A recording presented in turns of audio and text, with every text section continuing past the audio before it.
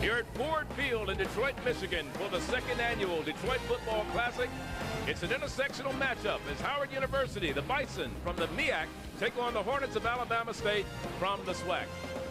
Hello, everyone. I'm Charlie Neal. Welcome to Detroit as we kick off our coverage of black college football for the year 2004. And I can't think of a better way to start this season than here in Detroit. Two exciting teams, a great matchup between Howard University and Alabama State. And broadcasting with me today, my partner of 25 years, NFL Hall of Famer Lem Barney. And Lem, you look at Howard University, we start off with Coach Ray Petty. Ray is in his third year as the head coach of the Bison. Last year's offense a little devastated by injuries to his running backs, but he feels pretty good about what he has coming back this season. He certainly does, Charlie. Again, he's got some healthy ball players, as you mentioned, dismal seasons, last two seasons, but now he has some running backs that are quite healthy, and they're looking to carry the load. Antoine Rutherford led the team in rushing last year, but this young man who led them 2 years ago is back, missed all of last season with a wrist injury. Ronald Colbert, Charlie, is a tremendous running back. He has speed, quickness, and he can take the ball to the end zone, and he's going to be the man that carries that mail. Oh, well, last year, Charlie Coe, the head coach of Alabama State, was the interim coach. He got the job 2 days before training camp opened, but he did wonders with the team. Took them all the way to the SWAC championship. They finished 8-5. He's looking to repeat that feat this season. Certainly is. Losing that game to Southern University, he's now the head coach, Charlie, and he's a coach that believes that lightning does strike in the same place twice. So he's looking to get his ball players back to that position again this season. One of the men who helped make them a champion last year as far as the Eastern Division of the SWAC is concerned. Their running back, Keldrick Williams, he led the SWAC in rushing 1,195 yards. 1,000 yards last year. He's looking to do the same thing, Charlie. He's a phenomenal ball player. Again, he has speed, he has size, and he has quickness, and he likes getting that ball into the end zone. Well, it should be a whale of a ball game here. Two exciting running teams, two great coaches, and the first time that these two teams have met. We'll be back with the opening kickoff from Ford Field in Detroit, this football classic, in just a moment.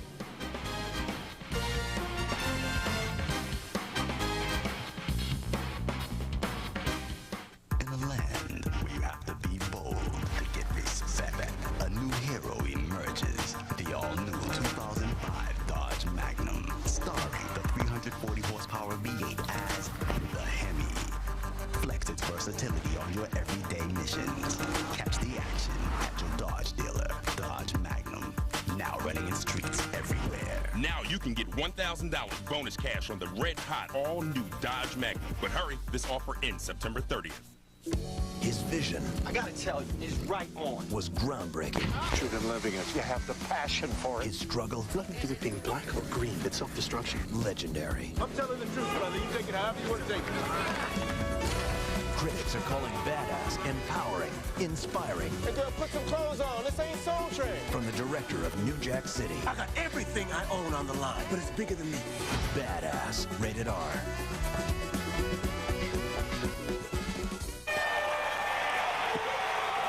They set up in the eye on this, the last play of the game. And here's the snap. Hand off to the tailback. Peterson tries the right side. Wow, what a hit. But he stays on his feet, and he's broken to the outside, and it's wide open. Touchdown. Give him a touchdown.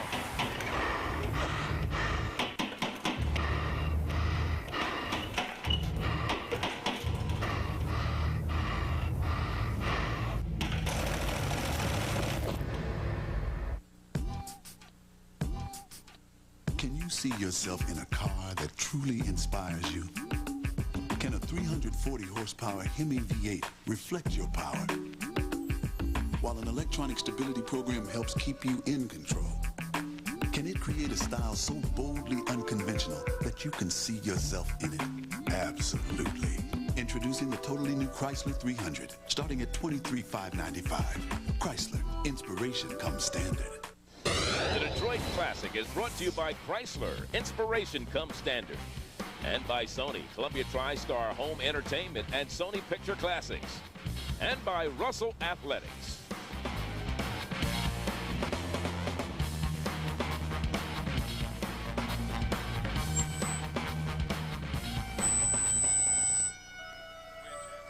We're at the Detroit Football Classic. It's Howard and Alabama State, and let's go down and join the national anthem.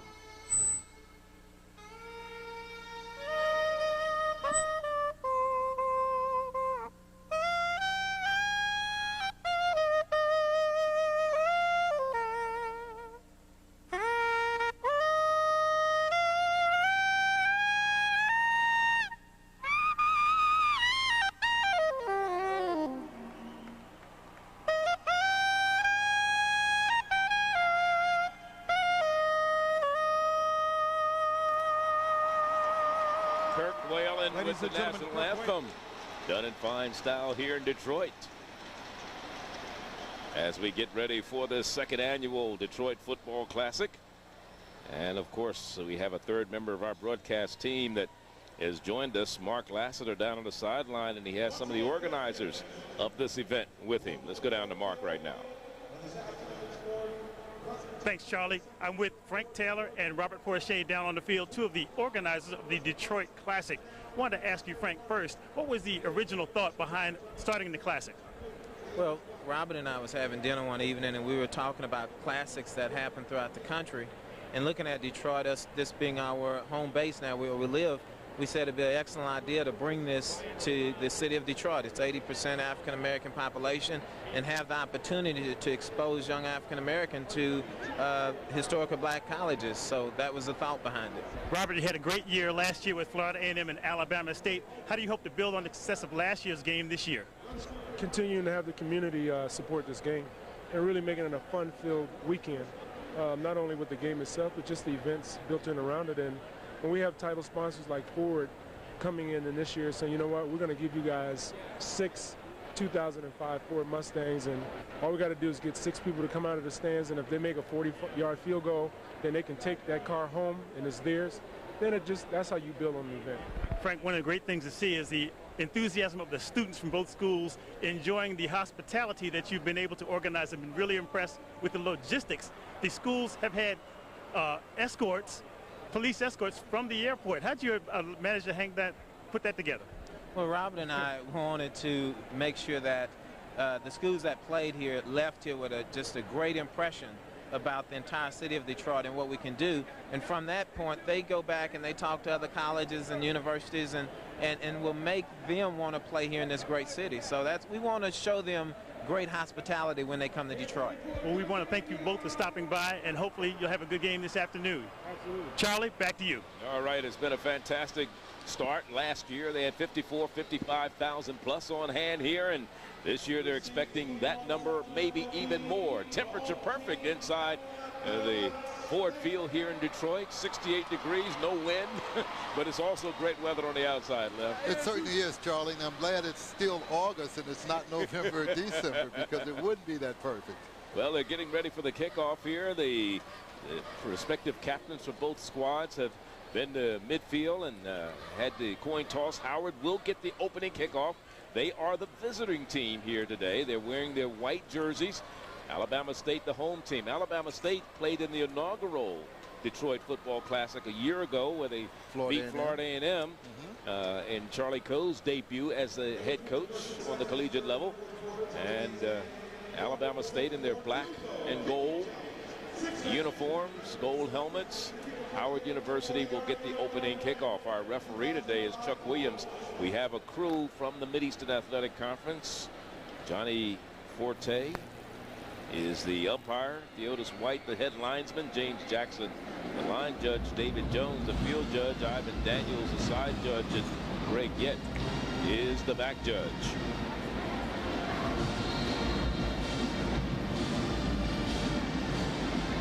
Colbert and Jamar Smith for the deep people for Howard University to receive this opening kickoff by Anthony Johnson. And come down to Colbert at about the 9-yard line where he picks it up, and he's dropped it to 15. So Howard University will go to work, first down and 10 at their own 15. Their first offensive possession as this game is just getting underway. And we'll see Marcus Marino. He'll come on as the quarterback. He's a senior out of Hyattsville, Maryland. Went to Western High, and there's the stats on him from a season ago. He threw 5 touchdown passes, but he also threw 11 interceptions. He thinks he has a better receiving core this season, and that should cut down on a number of those interceptions. Indeed. First down and 10 from their own 15. Howard will go to work. It'll be Rutherford in the backfield, along with Tyson, the fullback, the up back. And here's Rutherford. A correction. He's got an opening. Colbert. He Johnsons to the outside. First run, and he's across the 45. He picks up 30 yards on the first run. Make it 28 yards on his first run in over a year. I'll tell you what, Charlie. He had an opportunity on the kickoff, but the hole wasn't there. Good coverage by Alabama State. But here, his first play from scrimmage since last year, what a big one. And here's the offense for Howard University up front. Brandon Torrey, along with Kendrick Jordan. Richard Dorcius is the man in the middle. Randall White and Willie Shine in the backfield. Jay Colbert, who just picked up 27 on that last run. Antoine Rutherford. Actually, they had Tyson at the fullback. Williams, along with Buck and Wilson, are the wide receivers. Stop was made by Melvin Screen. 1st and 10. Going Reno for it all. Has a man out there. Incomplete. The actual wide open man was Jerron Williams, but that one went toward Larry Duncan, number 80. He was covered. Let's look at the defense for the Hornets of Alabama State. They've had to make some provisions and move some people around here. Let's look at the down linemen. That consists of Frazier, Johnson, Reville, and Myrix Cole. In the linebacking core, Rock Dillon. He's an All-American preseason player of the year on the defensive side of the ball for the SWAC. And the secondary. 2nd down and 10 for Howard. No score. Brian Wilson was the man in motion on the delay. Here's Colbert, bounces to the outside, picks up a couple to about the 45-yard line. It'll be 3rd down and 8.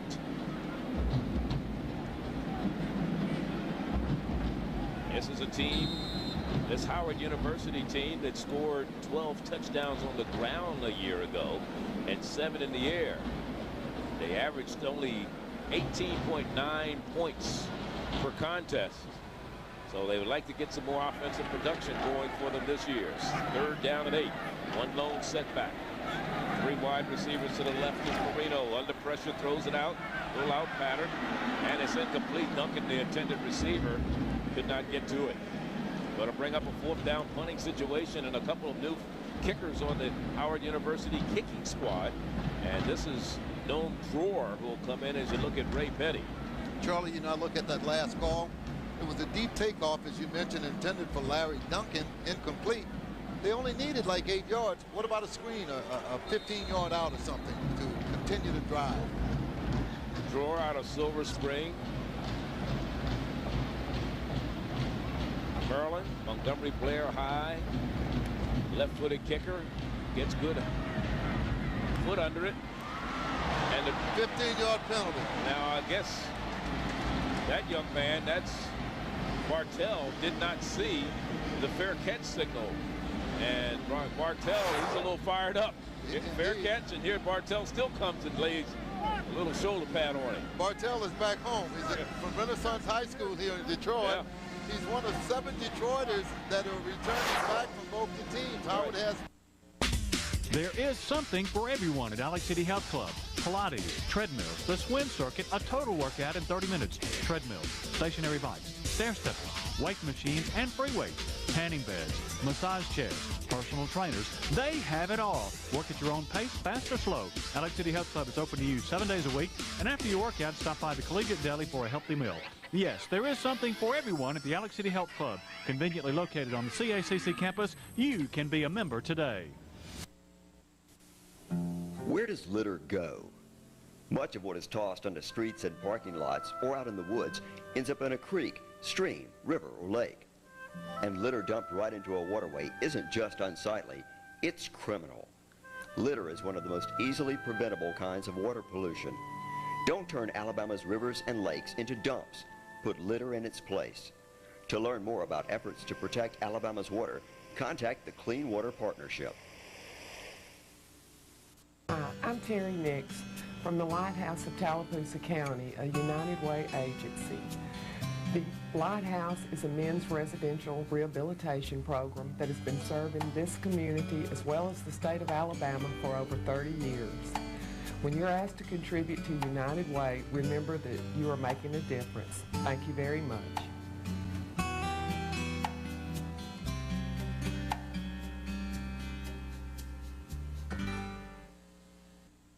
I've always loved working on computers, and in the Army, that's what I do. If you never thought about the U.S. Army or Army Reserve, think about this.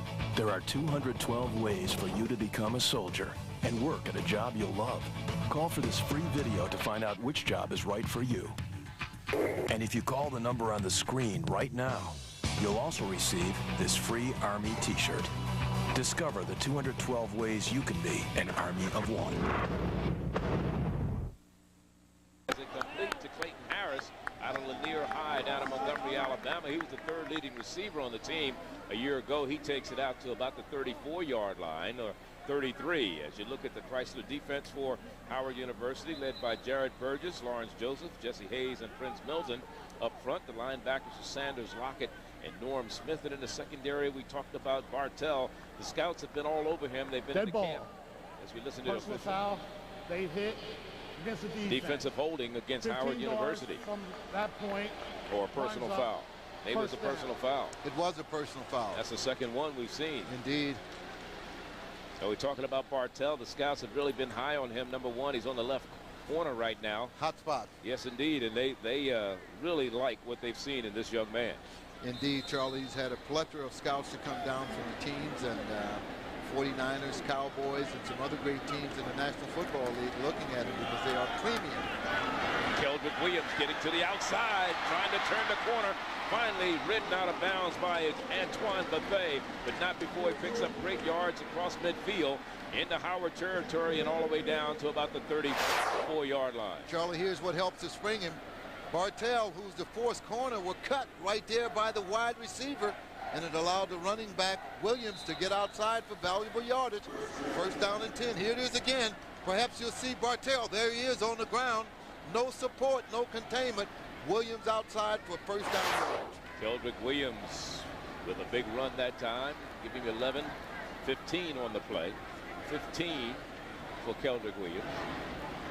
It is first and 10. The ball is spotted just outside the 35-yard line. And here he is again, and he spins out of a tackle. Still running. I thought he was down. And penalty should be. You see why he gained 1,195 yards a year ago and led the SWAC in rushing. Charlie, I tell you, here's a young man that reminds you a lot of Barry Sanders. Same type of stature. Look at him, 5'9", 202. There he is. Boom. You got to bring him down. You got to wrap him up. You got to take his legs from under him. That's what you have to do. Absolutely. They're tackling up at the shoulder pads. I mean, and he's shedding them like water. Hit him 3 yards in the backfield. Should have been a 3-yard loss and ended up 2.5-yard gain. And it is second down. We'll call it 7. Jackson wants to throw. Throws a flat pattern, and it's caught by Harris. And he just steps out of bounds. He'll be about 2.5 yards shy of a first down. And to bring up third down, we'll call it 3. Clayton Harris is 6'10" and weighs 216. He's a senior from Montgomery, Alabama. He's caught 2 passes thus far. Early going, first quarter. Second classic Detroit football. You saw what he did a year ago. He was the third leading receiver on the team. He had 3 touchdowns. As you look at Charlie Coe, he's the offensive coordinator, also the 23rd coach at Alabama State history. Play action, wide open. Intercepted Bartell. Bartell still on his feet, back to the 15, first pick of the ball game. Well, he got a 15-yard penalty on the first punt coverage, Charlie. Didn't see the fair catch signal. I told you he would make it up. He's that type of ball player. Here it is, play action pass. Quarterback tries to throw. Receiver hits the deck. Bartell in good coverage tries to bring it back upfield, maintains its footing, brings it back up to the 16-yard line where the Bisons of Howard University takes over first and 10. And their second offensive possession of the ball game. And of course the coach is over talking to Tavares Jackson. Here's a young man who was a preseason tied for second with the young man Donald Carey from Alcorn State on the preseason second team squad. Big turnover there by Bartell. And they keep the ball on the ground again. Howard University trying to get Mr. Jay Colbert back in the lineup out of Damascus, Maryland. Missed the entire season last year with a wrist injury that was suffered in an automobile accident. In 2002, he had 1,001 yards rushing, and he scored 7 touchdowns. He has over 1,450 yards, career rushing yards at Howard, and he has scored 12 touchdowns. Back to pass, Marino, little fade pattern. Ryan Wilson. Caught. And Ryan Wilson has the first down He may be the best receiver on this Howard University team. He is the son of the former head coach, Steve Wilson, who's now at Texas Southern. Here it is again. Get a chance to see number 13, Ron Wilson. Very good concentration. Tight coverage again. Should have been intercepted. Defensive back couldn't get his feet together. Fine concentration there by Wilson for first down yardage. Did not catch a pass last year. That one was good for 25. They only threw to 9 different receivers a year ago, and some of that was the receiver's fault. He didn't catch a pass last season? I would have kept that ball. First one in 2 years. Oh, interference. It is a pass interference penalty. Is going to be whistled against Ron Dillon. Brock Dillon trying to hit one of the backs coming out of the backfield. I'd have kept that one and put it in a trophy case, Charlie. First pass in 2 years. Are you kidding me? All right. We're going to get a pass interference penalty. In the meanwhile, Mark Lassiter has Steve Mariucci. Mooch down on the sideline. Go ahead.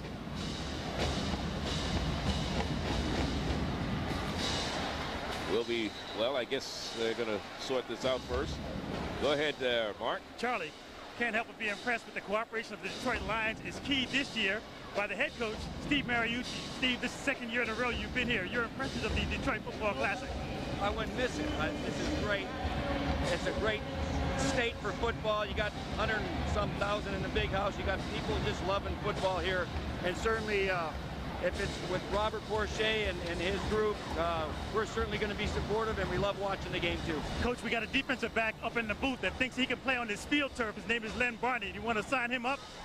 Now, he went to Southern, didn't he? When's Southern going to come and play in this game? Coach, Jackson State, come on, man. He's trying to hit on Jackson State, but back to you upstairs. All right. Tell Mooch I love him. Of course, Lem, for those of you who may have been on another planet for the last 10 years, played all of his professional ball here in Detroit. They didn't have this field like this. And you played at Tiger Stadium, you played at the old Silverdome with the old turf. This is nice stuff. You might be still playing if you'd have played on this. I think I can play, Charlie, but I'm going to decline all offers, bro. Okay, Dion. 3rd down and 11 for Howard University. Heat escapes it. Great job. Tyson, the fullback, catches it, but he's knocked out of bounds and maybe lost another yard. So it's a 4th and 12, but at least they didn't lose any more ground. And they already, or possibly could have.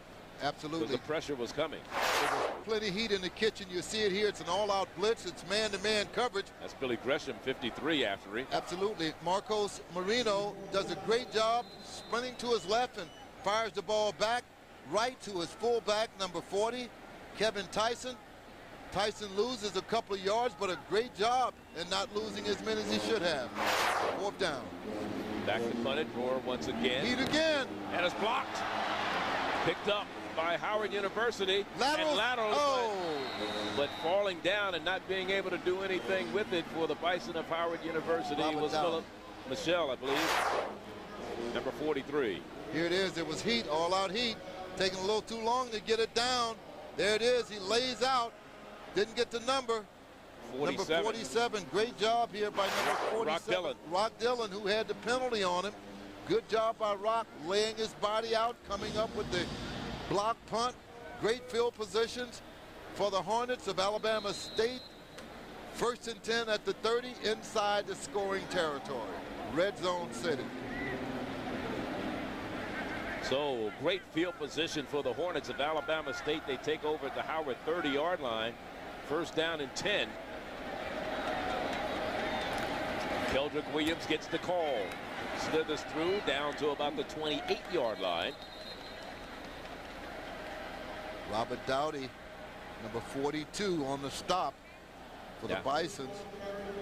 And also got some help there from big number 95, Prince Milton, out of San Diego, California. Prince is big, 6'3", 260. I'd call that big. That's categorically big, isn't it? A little bit.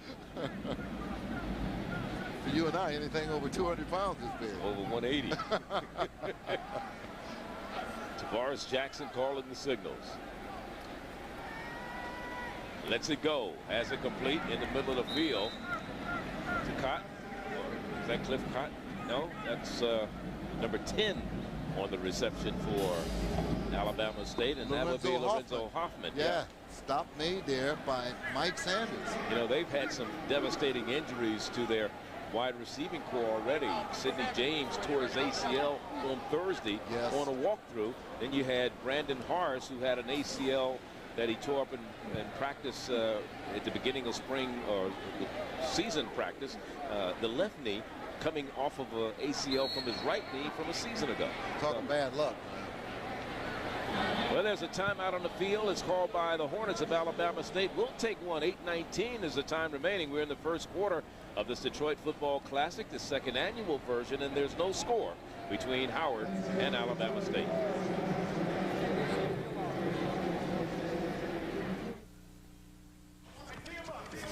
You hear it at first, nothing here I heard story or got a whole nother no rubber. I'm a big daddy.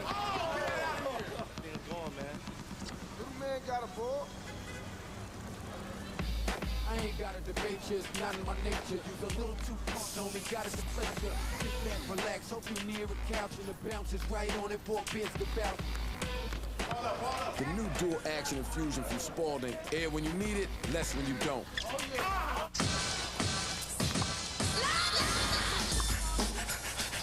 Hey, Venus, what time is it?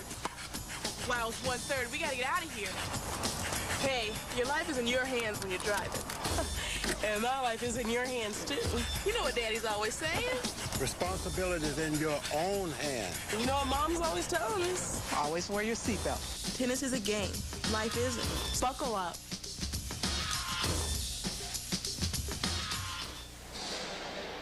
Charlie Neal along with Lem Barney as you look at a shot there of Mario Lane, number 1 for Alabama State. It is a third down facing the Hornets, third and about 5 from the 25-yard line. Going in, and that's the Howard 25-yard line. Full house backfield or I backfield. Keldrick Williams, the second back in the I on 3rd and 5. And Keldrick Williams gets the call, gets the first down, and it gets inside the 20 to about the 19-yard line before he's finally brought down by Howard, 52. Yeah, Tim Lockett. So they saw something. They called that timeout. Coaches upstairs exploited it. Yeah, they certainly did. I tell you what, Charlie, was great blocking, nifty blocking. It was man-on-man blocking, and as a result, a good hole and 5 yards gained by that young man there, Keldrick Williams. Having a great start so far in this ball game. He has the ball once again, bounces to the outside, down inside the 15. Look 10, out! 5, look out! And he's out of bounds. The ball goes out at the 2-yard line.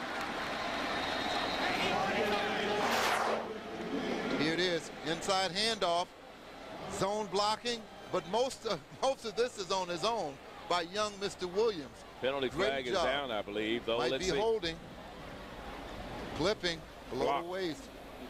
Yep, chop block. Chop block is no good here in college. You don't want to ruin lives. It may have been inadvertent, but again, they found it, and it's a 15-yard penalty. Bartell was the man who finally stopped him before he got to the end zone, but it's going to all be brought back because of the penalty. Block, below the waist, against the offense, number 21, 15-yard from the spot of foul. Repeat, first down. Glover. You know, they can call the numbers out this year. Absolutely. They said number 21 was the man. 21, here he is. Well, he may have been pushing in the back, but again. But that was on Howard. Yeah, certainly was.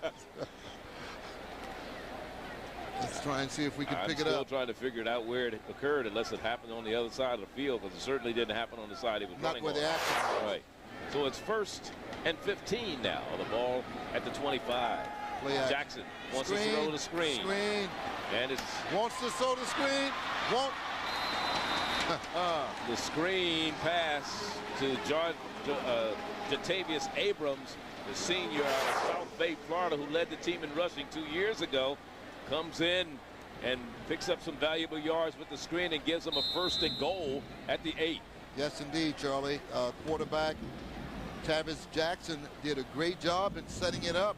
Good blocking out front. Fine run. Now, that was the play previously. Yes, inside the 10-yard line, however. As Jatavius Abrams, and of course in the red zone last year, they did a fantastic job. That is Alabama State here. Ooh! Ooh! Now that's a tackle. Touchdown, Alabama State. 8-yard run for Keldrick Williams. He was wrapped up in the backfield 3 times. Almost. And he just took it in. Ooh! What a run. Great determination by this young man, Keldrick Williams. Here it is. Good blocking at the point. Should have been tackled there by number 11, Norman Smith, the linebacker. Again, quick feet, a desire to get into the end zone, determination. First score of this second annual classic. Anthony Johnson on for the PAT. It's up, and it is good. He missed only 3 point afters all of last season. So it's 7-0. Howard University finds himself trailing here in the first quarter.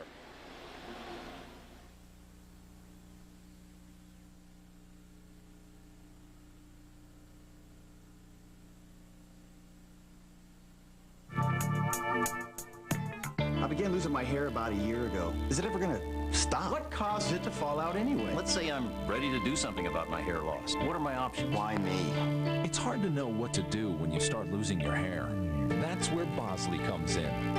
For over 25 years, people have turned to us for answers to their questions about hair loss and hair restoration. So what is natural hair restoration? Where does the hair come from? Is it permanent? Does the hair actually grow?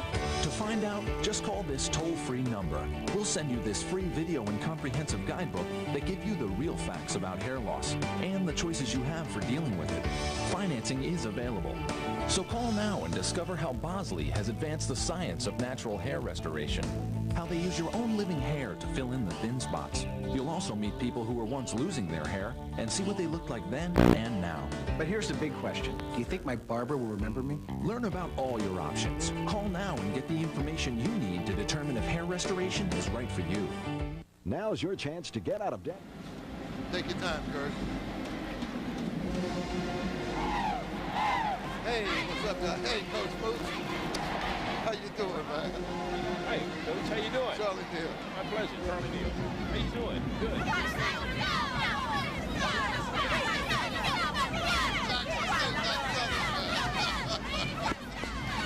And the cheerleaders are here.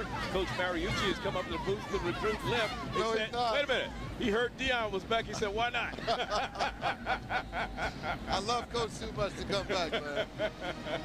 Howard University on the win last week. And Alabama State leading 7-0 kicks off. Jay Colbert fields it at the 4-yard line. Brings it back across the 15, dances to the outside, tries to cut back, and he's down at the 17. So Howard with the third possession of the afternoon. The first started at the 15, the second at the 16. This will start at the 17. Yeah.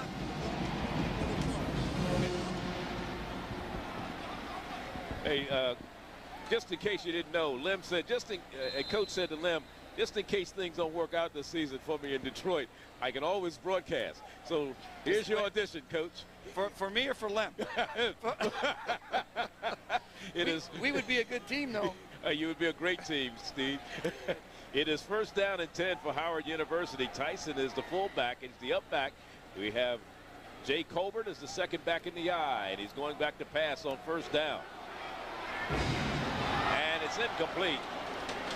Almost caught on the far sideline. Good coverage down there. Hey, Lim. Yes. You might be in trouble. Why? I got Steve up here with me. I know it. I know it. I love this guy. He can moonlight on Saturday, so you don't have to play till Sunday. I love this guy. Morning practice, and then he's out there. This is kind of fun.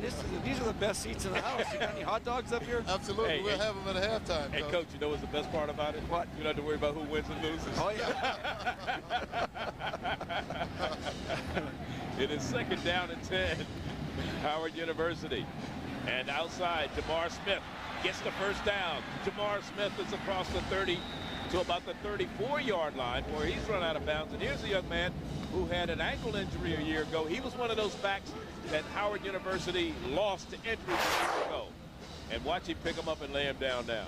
Good run here. He breaks it inside. Good blocking at the point of attack. He kicks it outside, Charlie. Finally drugged down by number 3, Tyrus Logan. First down yard, however. Coach, have you seen any players or you know about some of the players that the NFL may be interested in? You know, there's always players from this league and this caliber of football that make it in the National Football League, and they're numerous. I know one of the young men is number 1 for Howard University. Talking about Ron Bartell. He's a Detroit kid. What high school? Renaissance High School, right here. So terrific. He's one that a lot of scouts have already been in the camp looking at this season. There's a couple of them out there. In fact, Coach, there are 7 ball players returning here, 2 from Alabama State from Detroit and 5 from Howard University that are from Detroit. So That's it's great. a big homecoming for them. Well, not only is it fun for us to watch a football game and host this classic, but certainly we get a chance to see these kids up close and personal and evaluate them further. And here's Jamar Smith running into the gut of the line. Coming up to make the stop defensively, Travis Logan. He had some help there. Number 33, Dupois. There's Dupois, the young man out of New Orleans. Chris replacing Marcus Wynn at that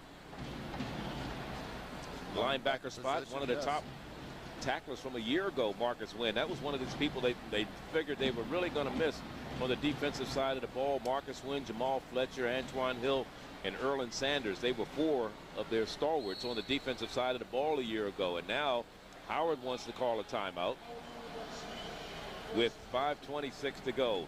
While we got a moment, we're sitting here with Steve Mariucci, if you don't mind. Well, they're going to take a break. We're going to coming back and talk to Steve in a moment. And meanwhile, you're looking at Marcus Marino over on the sideline.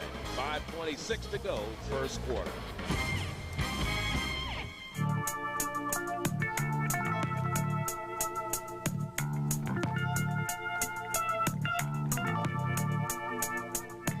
I began losing my hair about a year ago. Is it ever going to stop? What causes it to fall out anyway? Let's say I'm ready to do something about my hair loss. What are my options? Why me? It's hard to know what to do when you start losing your hair.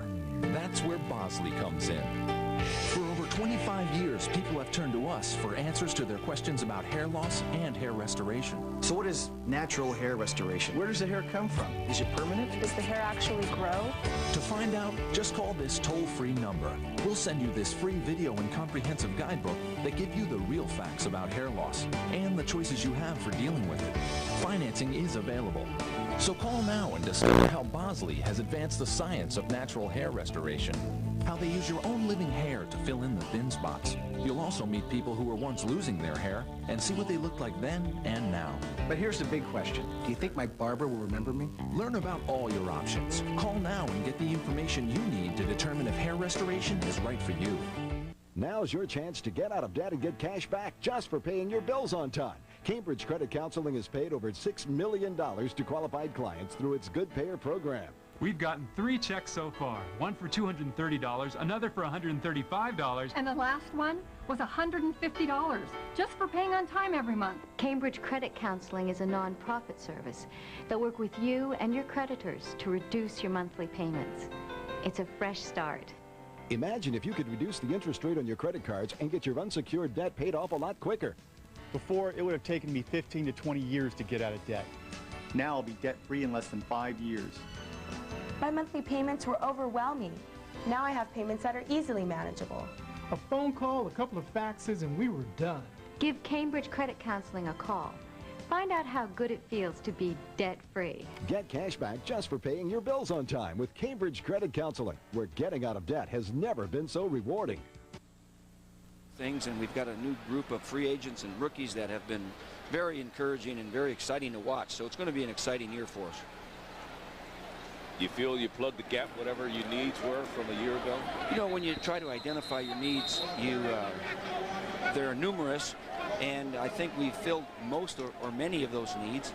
You know, we're still developing this team. It's going to take maybe another year. Keep on chicken and I guarantee. Yeah, bitch, drive the pace car, break KFC. The only carbon matters is under my hood. The Dale Jr. diet, I eat what tastes good. New KFC Dale Jr. collectible buckets. 10 pieces of Junior's favorite fried chicken and 4 biscuits for just $9.99. Dale Jr. buckets, they're going fast. Grab a bucket, it's wasted. Chicken capital.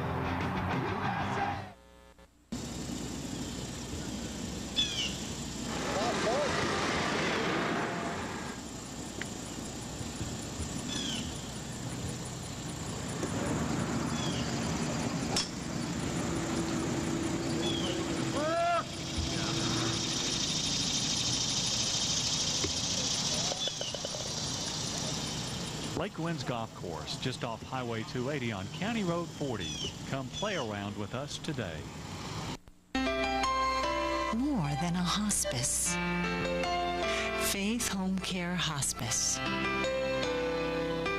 More than health care. Compassionate, caring, professional health care. More than a hospice. Faith Home Care Hospice. Care and compassion when it's needed most.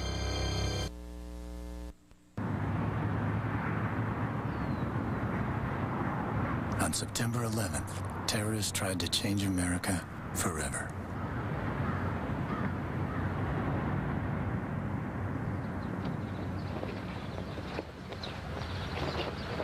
Well, they succeeded.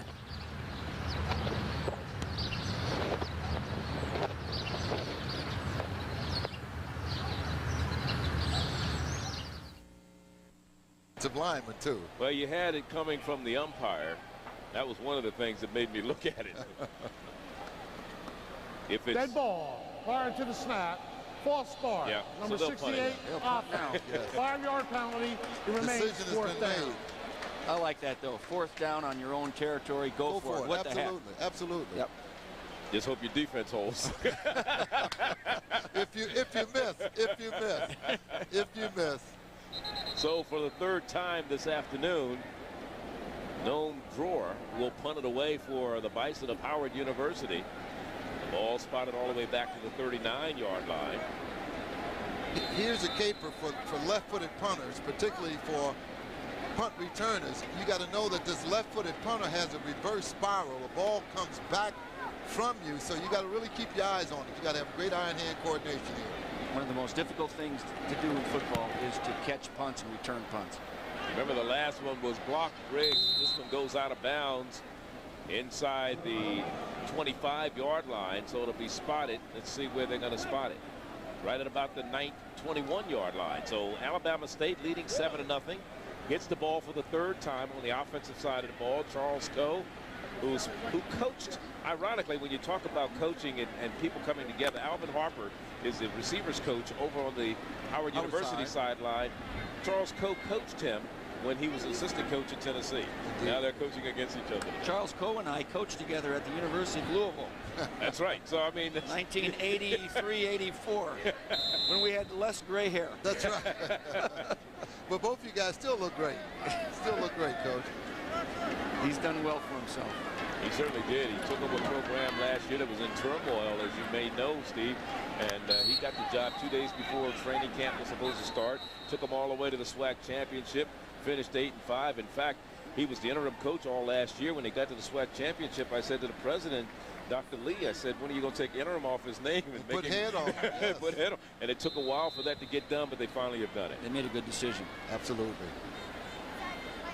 25-yard line is where Alabama State has the ball. It is 2nd down and 6. Marlon Lynch is the lone setback in the backfield. And they give it to Lynch. He bounces to the outside, stumbles across the 30 to about the 32-yard line, but has a first down for the Hornets of Alabama State. They're stinging again. I tell you, good running, good blocking at the point of attack. Get a chance to watch it again. Good footwork here. I identified him as Marlon Lynch. That's 44 Randolph. In fact, Randolph is a young man who will celebrate his 21st birthday tomorrow out of Union Springs, Alabama, wearing number 44. So now an empty backfield on 1st and 10 at their own 32, 33-yard line. September, baby. No wonder he's doing good. My birthday is Wednesday.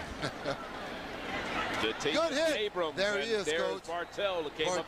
There he is, right there. Number 1, yes, sir. That was a big hit. We're going to see that again, absolutely. That's the young man that everybody's been drooling over. Renaissance High here in Detroit.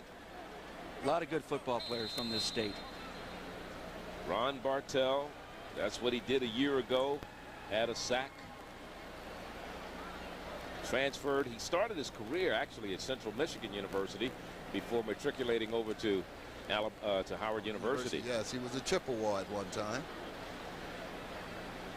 And we must put that on there, too. It's Ronald Bartell Jr. Emphatic. Now Alabama State calls a timeout. It is 2nd down and 11 after the loss of 1 on the great close and tackle by Ron Bartell. Who do you open up with, Steve? Well, we're going to be in Chicago, Soldier Field, next Sunday. Right. Looking forward to it. Well, that should be a... How about out of conference? Anybody that concerns you? Well, the next 2 games, the home opener will be against the Houston Texans. Okay. They've never been here before. And then, of course, the Philadelphia Eagles come to town, which will be a huge game for both teams. Especially with T.O. there. Yes, and they, they added T.O. and they added Javon Curse. Right. And they think that this could get them over the hump into the Super Bowl, and it very well may. So we're looking forward to that matchup. Your thoughts on Dion? And I know you've got to be politically correct. I'm not trying to put you on the spot. Well, they got Chris McAllister back from his holdout. Right. Lem, you never held out, did you? After my 3rd season, I did one time, Coach, and I hated it. I hated it. Yeah, I did. Okay, well, anyway, he held out just like you did, but he ended up getting a contract, and then now with the addition of Dion, who I think is probably in pretty good shape, one of the very great cover corners of all time, and punt returners, if they choose to do that, it's going to add to that team. It certainly will, and that's a great route run and a catch performed by Alvance Robinson. He's wearing number 9 today. Sometimes he wears 89 out of Dayton, Ohio.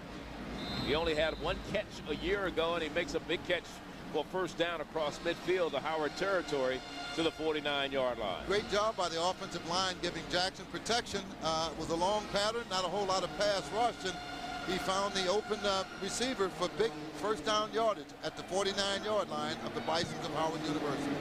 Lynch is the man in motion, and here's the delay. Good. And it goes to Randolph, and Randolph is sealed off and loses a couple of yards back to the 49-yard line. Charlie, here's why the yardage is lost. Whenever defense plays the ball game on the other side of the line of scrimmage, they're going to have some lost yardage.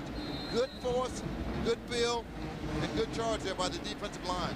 Coach, when I held out, I hated it, but it gained me the highest paying defensive back in football's history at that time. Well, you deserve to be the highest paid Well, guy. I love you too. But I mean, I hated it because I wanted to be in camp. Some people hate to go to camp. We know that too. Whoa. Tavares Jackson back to the original line of scrimmage at the 49-yard line. The quarterback gains a couple of maybe 3 yards. Make it 3rd down. You do. Well, they've got a lot of formation, a lot of formations, a lot of personnel groups are very multiple on offense. Absolutely. Absolutely. Very creative as well. Yes. A lot of personnel, as you mentioned, and that's good. It'll be 3rd down and 9 for the Hornets of Alabama State. They were 35% of 3rd down conversions a year ago. Let's see how they're going to do today. Going for it all. Oh, great catch by Clayton Harris. Touchdown. 48 yards. Here's a point here, Charlie. The receiver who catches the touchdown, the ball was never intended for him. We'll see it again, Coach. We'll get a chance to see it again. Great job by Clayton Harris. But again, here it is. Look at Clayton. The ball was intended for, I missed his number. He intercepted it. Absolutely. Here we go again. See the man down the sideline? Right. The ball is intended there. Great job by Clayton. Breaking over from the left side. Very good eye and hand coordination for the score.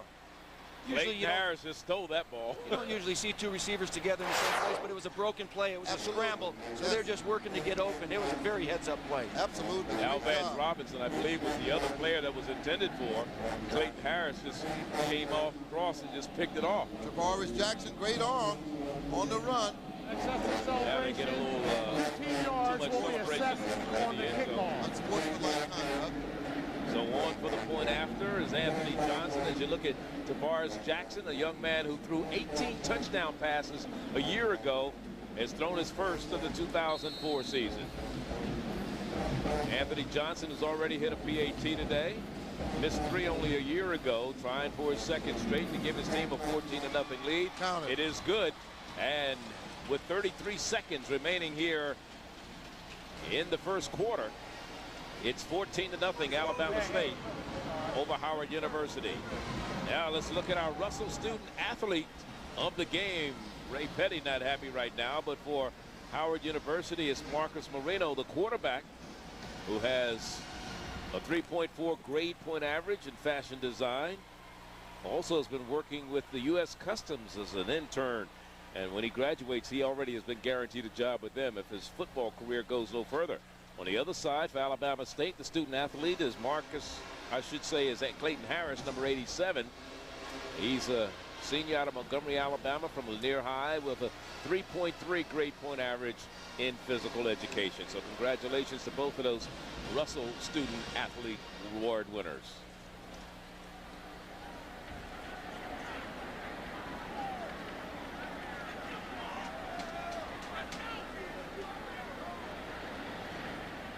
(14-0) is our score. That was a 79-yard drive by Alabama State.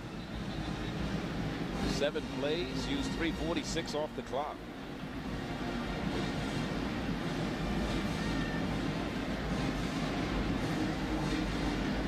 Culminated on a fine touchdown throw and catch from quarterback to not the intended receiver. But again, Coach, like you mentioned, it was a broken play. Great heads-up job by Clayton, keeping his eyes on the ball, taking it in for the score.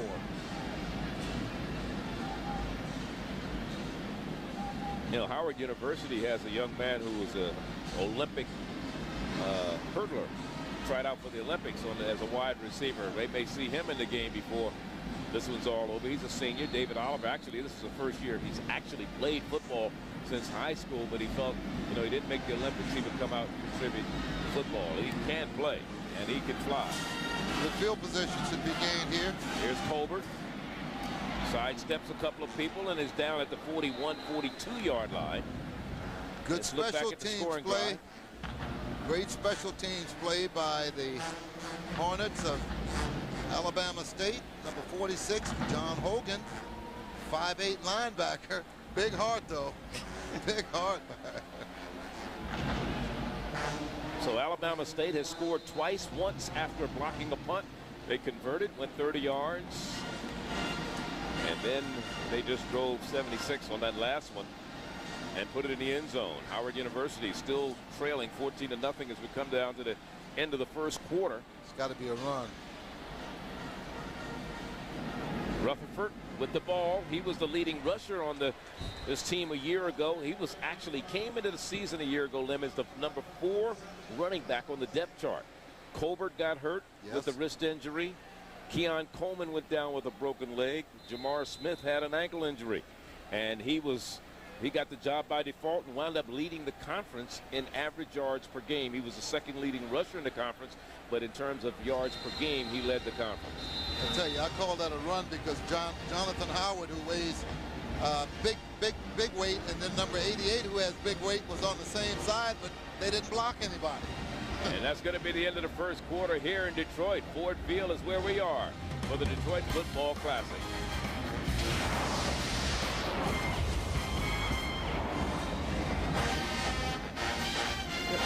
Too much going on, right? Every day, AmeriDebt helps more people with money problems. People like Tom Baker.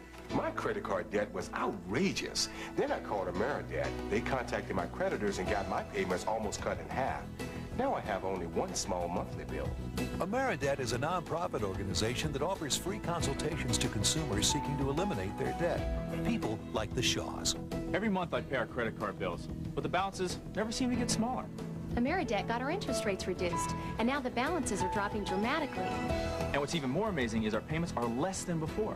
Just call this number, and regardless of your credit, in minutes you can join the thousands of people who have turned their financial lives around. People like Maria Rinaldi. Before I called AmeriDebt, the creditors were calling every day. I thought bankruptcy was the only way out. Now I'm debt-free, and my credit rating has been restored.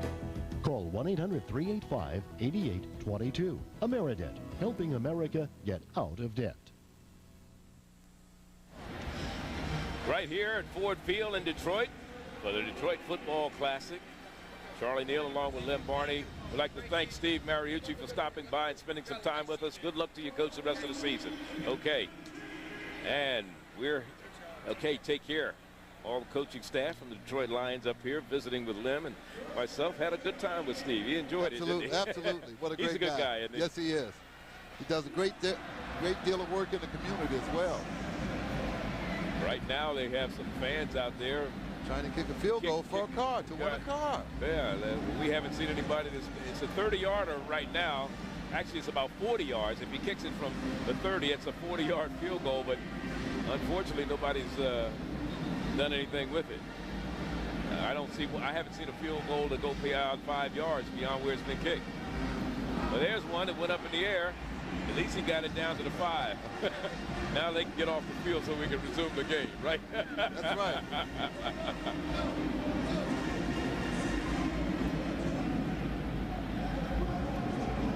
So Howard University with the ball, second quarter, and let's look at what they've done in the first quarter so far. Alabama State with 146-76 for Howard University. It is second down and 10 for the Bison. Jay Colbert, the lone setback.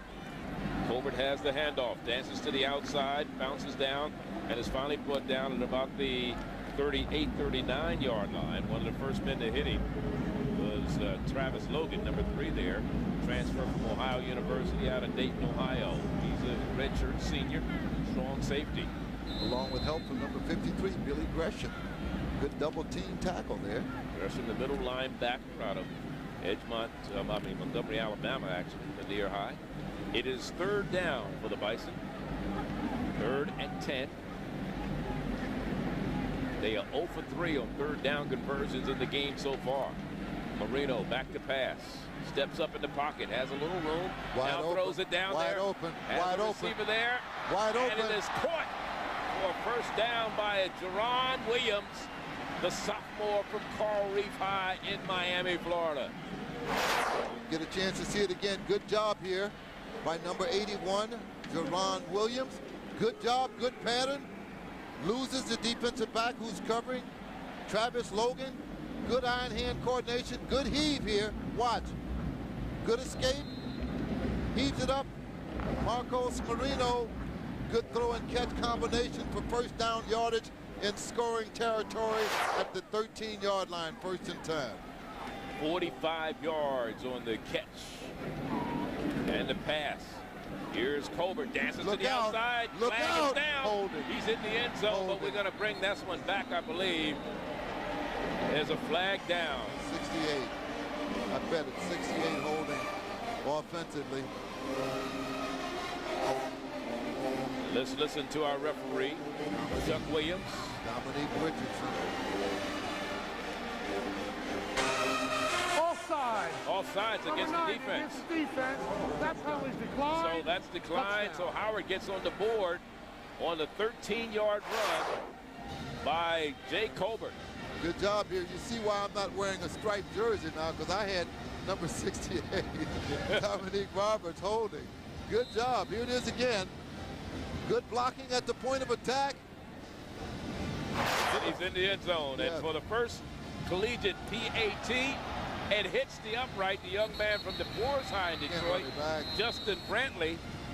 And Justin Brantley just cannot get it to go through. It hit the upright and bounced back. So it remains 14-6. But Howard finally getting on the board here in the second quarter. 9 seconds into the second quarter. 13:51 to go. I should say a minute 9 seconds into the second quarter. And let's look at the run by Jay Colbert. Nice move, fakes it inside, takes it outside. See, the flag was late. That's why I called it holding. Right. Very late. We didn't call it when the play first started. No, he didn't. Jay Colbert missed all of last year. Had 1,000 yards rushing 2 years ago.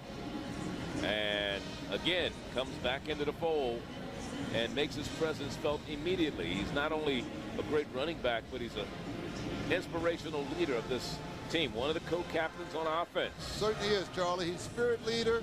He's an inspirational leader, as you mentioned, Charlie, and he's always there giving his teammates support psychologically as well as emotionally.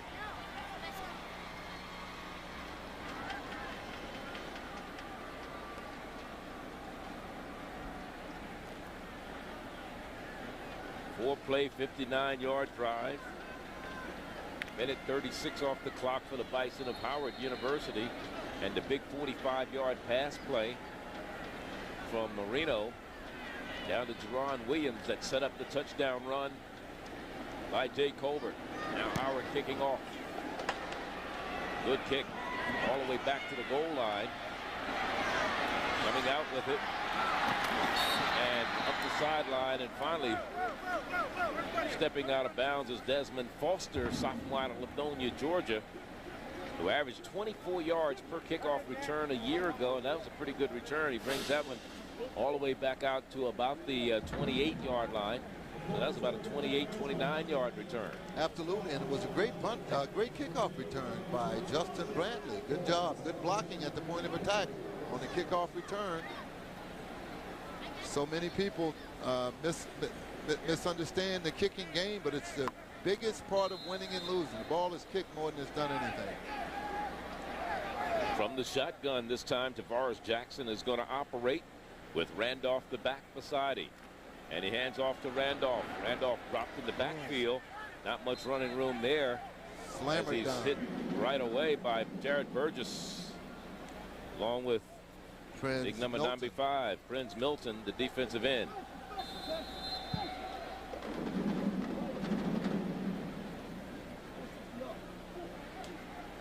Second and 10.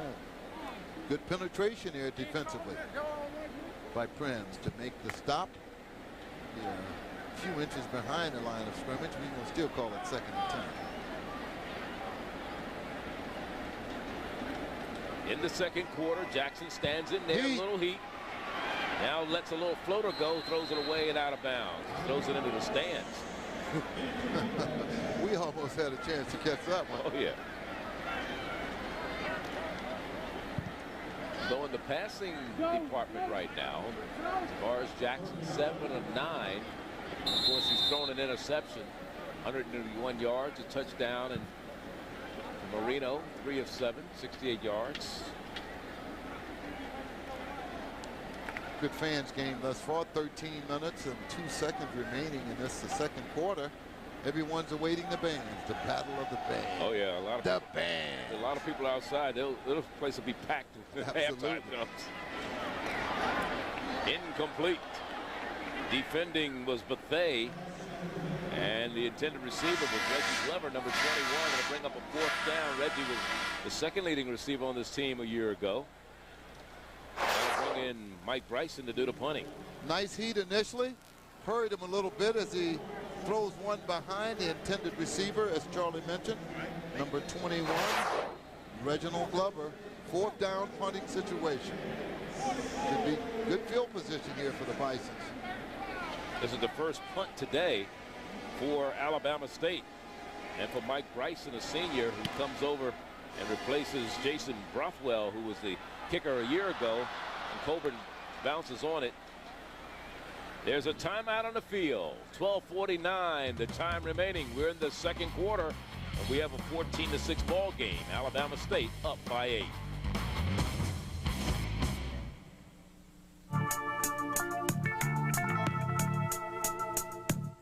Every day, AmeriDebt helps more people with money problems. People like Tom Baker. My credit card debt was outrageous. Then I called AmeriDebt. They contacted my creditors and got my payments almost cut in half. Now I have only one small monthly bill. AmeriDebt is a nonprofit organization that offers free consultations to consumers seeking to eliminate their debt. People like the Shaws. Every month I pay our credit card bills, but the balances never seem to get smaller. AmeriDebt got our interest rates reduced, and now the balances are dropping dramatically. And what's even more amazing is our payments are less than before. Just call this number, and regardless of your credit, in minutes you can join the thousands of people who have turned their financial lives around. People like Maria Rinaldi. Before I called AmeriDebt, the creditors were calling every day. I thought bankruptcy was the only way out. Now I'm debt-free, and my credit rating has been restored. Call 1-800-385-8822. AmeriDebt, helping America get out of debt. I'm Ronnie Deutsch. I have settled IRS tax bills for only $20. $20! Ronnie was able to help us settle this debt for only $20. Saved me $34,000. Saved me $10,000. When she says that she can settle this for pennies on the dollar, she absolutely means it. You deserve a fresh start. Let me help you settle your IRS tax bill. Call the law offices of Ronnie Deutsch at 1-800-860-7799 for a free and confidential tax analysis. Call 1-800-860-7799. Howard University Detroit Football Classic. Charlie Neal along with Lem Barney and Mark Lassiter here with us. Howard University with the ball, first down and 10. Ball at their own 34-yard line. They trail by 8. She saw a shot of Ray Petty on the sideline, third-year head coach of the Bison of Howard. This time is Jamar Smith. He picks up a yard down to the 25-yard line. 35-yard line.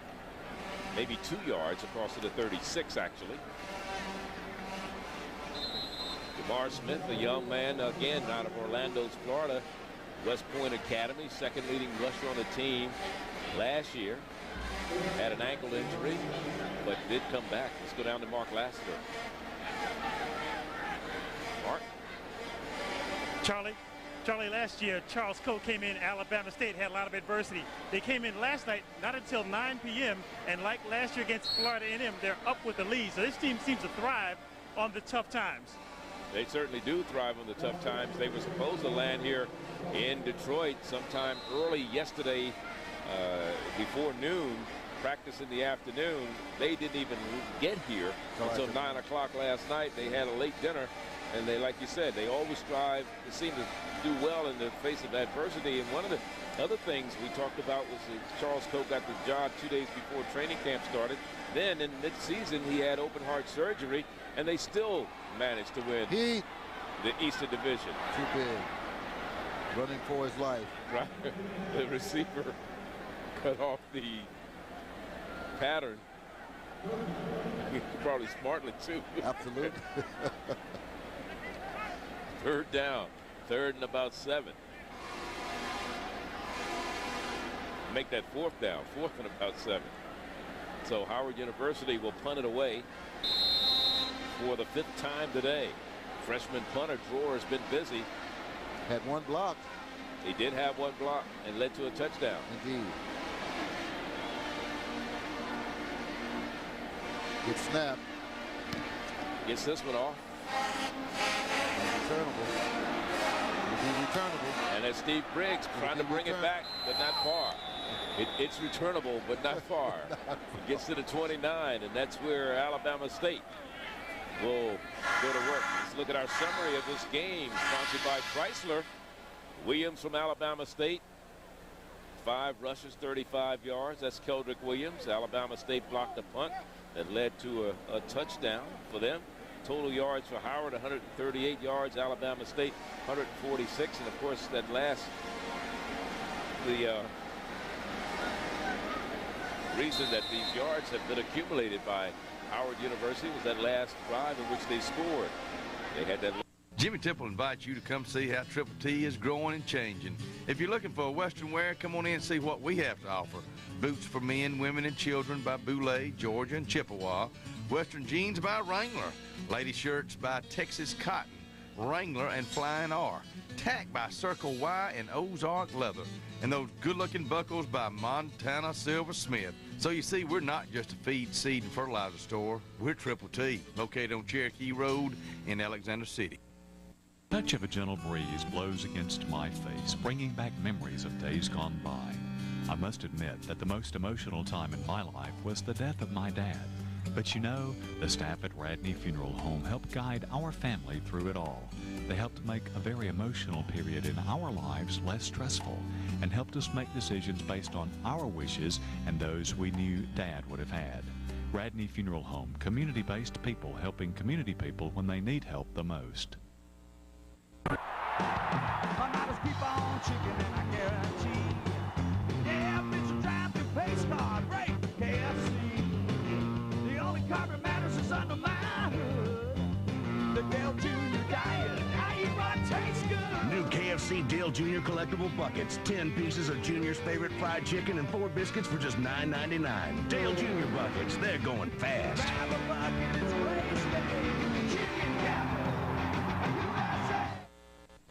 The cancer center here was as good as any other city, and it's real close to home. It was very professional. They knew what they were doing, treated you like you were somebody that you could actually sit down and talk to. Very compassionate, treated with respect. I don't know why anybody else would want to go to another city or out of town when they could get just as good a treatment or better treatment right here at home. How do you see it moving ahead in the future? I think this will be the predominant classic in the country. And I'm saying that, I know you got the Bayou down there, but there's so much happening in the city of Detroit right now. I mean, the Super Bowl is coming here, Major League Baseball All-Star Game, and this is the best sports stadium in America. So I think this will go far. Kwame used to be an offensive lineman. How difficult is it not to get out there and put on the pad? It's real easy. It's not difficult at all. These guys will kill me. You know, that was a long time ago. I mean, but I just enjoy watching the young folks play. Well, thanks for stopping by. Charlie and Len, back to you. A 54-yard punt by Mike Bryson, the young man who came over from Morris Brown and replaces Jason Brothwell. And what a foot he got into that. Absolutely. He drove Colbert all the way back, but then Colbert bobbles the ball right here. Colbert fumbles. He got more on the fumble yardage than he did on the return yardage. And the ball's still being kicked around, and finally Howard University gets the fall on it, and that's Hardy. Rudolph Hardy. Who falls on it, number 99, and saves the day for the Bison. And they'll get the ball right at about the, let's see where they're going to mark this thing. I've been in some situations like that, and it's tough trying to reach for that ball when you got bodies flying around. First and 10, however. Timeout is being called now. Well, you know, you talk about Kwame Kilpatrick being a part of what's happening and what he's done for HBCUs in this town. We want to say special thanks to him. They're going to kick this one over for some reason or other, looks like.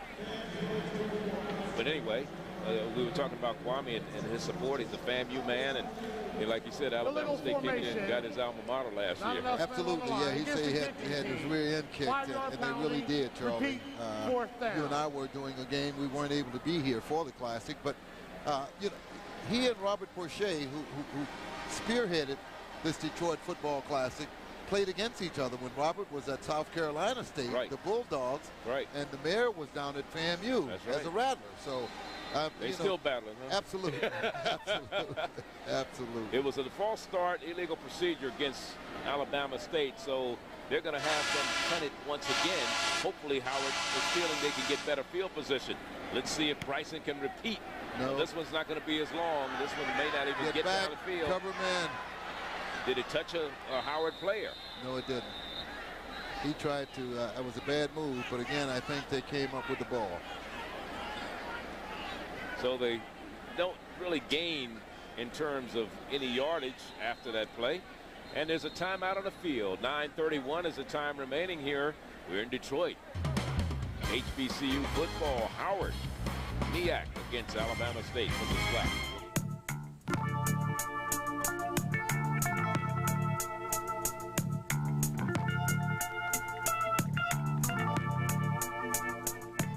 I began losing my hair about a year ago. Is it ever gonna stop? What causes it to fall out anyway? Let's say I'm ready to do something about my hair loss. What are my options? Why me? It's hard to know what to do when you start losing your hair. That's where Bosley comes in. For over 25 years, people have turned to us for answers to their questions about hair loss and hair restoration. So what is natural hair restoration? Where does the hair come from? Is it permanent? Does the hair actually grow? To find out, just call this toll-free number. We'll send you this free video and comprehensive guidebook that give you the real facts about hair loss and the choices you have for dealing with it. Financing is available. So call now and discover how Bosley has advanced the science of natural hair restoration. How they use your own living hair to fill in the thin spots. You'll also meet people who were once losing their hair and see what they looked like then and now. But here's the big question. Do you think my barber will remember me? Learn about all your options. Call now and get the information you need to determine if hair restoration is right for you. Now's your chance to get out of debt and get cash back just for paying your bills on time. Cambridge Credit Counseling has paid over $6 million to qualified clients through its Good Payer program. We've gotten 3 checks so far. One for $230, another for $135. And the last one was $150, just for paying on time every month. Cambridge Credit Counseling is a non-profit service. They'll work with you and your creditors to reduce your monthly payments. It's a fresh start. Imagine if you could reduce the interest rate on your credit cards and get your unsecured debt paid off a lot quicker. Before, it would have taken me 15 to 20 years to get out of debt. Now I'll be debt-free in less than 5 years. My monthly payments were overwhelming. Now I have payments that are easily manageable. A phone call, a couple of faxes, and we were done. Give Cambridge Credit Counseling a call. Find out how good it feels to be debt-free. Get cash back just for paying your bills on time with Cambridge Credit Counseling, where getting out of debt has never been so rewarding. 1st and 10, trailing by 8 at their own 33-yard line. Marcus Moreno has gone all the way at quarterback for the Bison of Howard University. This is Rutherford on the carry. Rutherford slips one tackle, gets it across the 35 to about the 36-yard line, a gain of 3. It'll be 2nd down and 7. Antoine Rutherford, a freshman a year ago, gained over 1,000 yards. He's a preseason All-MEAC selection. He started his college career at Virginia Tech and then transferred over to Howard. Had 1,050 yards, as you see there, 8 touchdowns. His longest run was a 42-yarder last year. He lost only 43 yards all season long. Out of Hollywood, Florida. Out of 217 attempts, only 43 yards he lost all season long. And now Howard University spends a timeout. I think each team has used 2 timeouts here in the first half. So I believe they each have 1 remaining. As you look at Ray Petty over on the sideline, Ray Petty was an assistant at Howard. He had been an assistant at Southern University. And then he was at Norfolk State when he got the job and the call to come to Howard University and take over as their head man. In fact, we were talking to Eddie Robinson, a former Alabama State All-Star who played in the NFL in 19, I believe it was 91, when Eddie won that, and Alabama State won the SWAC championship. Ray Petty was an assistant at Southern University at the time. Yes. Porter. Rufus Porter and Aeneas Williams. Absolutely. Yeah, all those guys on that team. Do we remember? do you? Charlie Coe on the other side, 23rd coach in Alabama State's history. He spent the 6 seasons at the University of Memphis. He was at Pitt, Tennessee. You heard Mariucci said they coached together. Yes. So he's been around. But this was his first head coaching job. Yeah, he's not the spinners, but he's been around. I'll be around. 2nd down. We'll call it 7.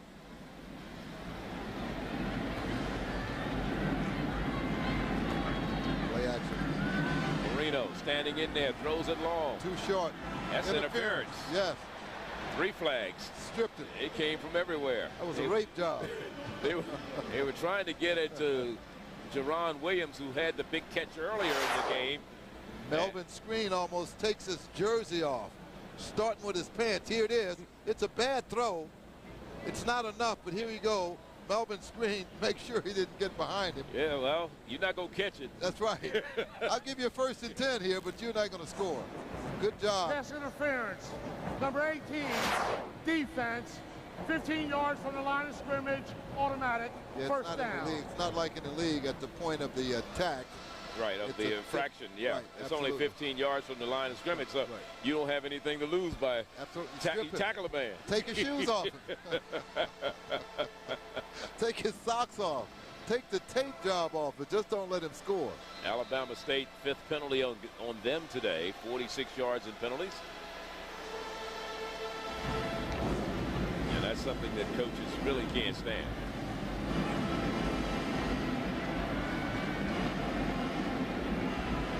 Colbert, the lone setback behind Marino. Play action. Well, actually, I thought it was play action. He gave it off to Colbert, but he's going to lose yards.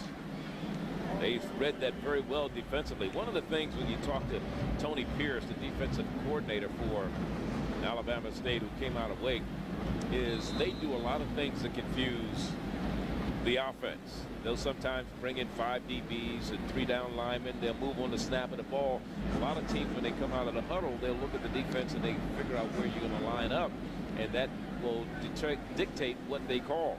But a lot of times, Alabama State will line up one way on defense. As soon as the ball snapped, they'll change into something different. Absolutely. Here we got to run. And here's Rutherford gets across the 45-yard line down to about the 44 of Alabama State. It may have been a 1st and 10 or even longer had it not been for Billy Gresham. The middle linebacker, number 53 there, out of Montgomery, Alabama. He's quite a force there in the middle of that defense. Good backside pursuit by the young man, Billy Gresham. Again, the runner perhaps would have made a 1st down, even gone further, had it not been for the backside pursuit of Billy Gresham. 3rd and about 5. Howard University,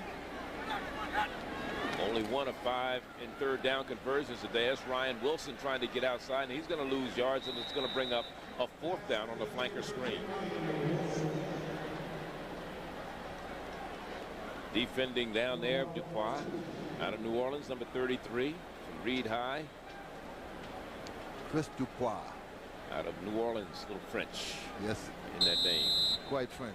Creole, Geechee. Back to punt it for Howard University, Noam Drewer. 6 punt for him.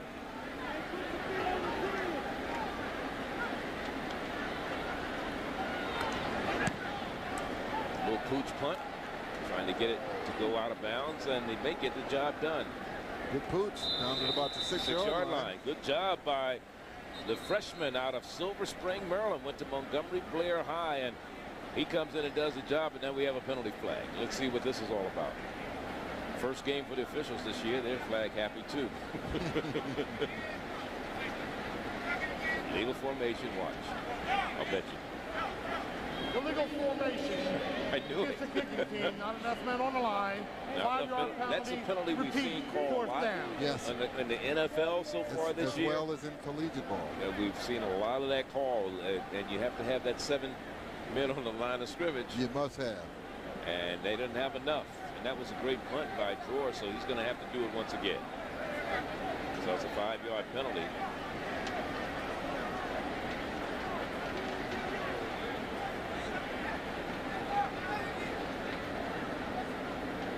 Howard lost a half a yard on that penalty from where they put a whole half. Steve Briggs, wideout, is back to return this attempted punt. He's their punt return man. Briggs, number 16. Good snap, good hold. Not a bad hit. Now fair catch being called for. Stop and fumbled back to the 11-yard line. Briggs. They gained 5 yards. So Alabama State gained about 5 on the penalty, about what was expected as you look at Mr. Briggs there, who had a little problem holding on to the football. Charlie Cole on the sideline. He runs the offense. He's the offensive coordinator. Tony Pierce is the defensive coordinator for Howard University. The offensive coordinator is A.C. Cawthorn. Keith Gilmore is the defensive coordinator. One of the things that's helped Howard University this year in terms of addition to the coaching staff, they lost Flea Harrell. He went over with Steve Wilson to Texas Southern, but they brought in Alvin Harper. Played on a couple Super Bowl teams, so he knows a little bit about it. And, you know, that's always impressive to kids to say, hey, here's a guy that's been there. Absolutely. From the 11-yard line, Keldrick Williams trying to dance back inside, picks up maybe a yard after all of that. And Anson is pants and he needed to dance. So your cousin is in Texas now. He's at the Texas Southern. They played today also. They played Prairie View. It's kind of interesting story there. Is the head coach at Prairie View was the head coach at Bowie State a year ago. Steve was the defensive coordinator at Bowie State. So yes. They're playing each other today. Yes, and former coach here at Howard. And former head coach here at Howard, and his son Ryan Wilson's on the team. Yes. There's Keith Gilmore, the defensive coordinator for Howard University.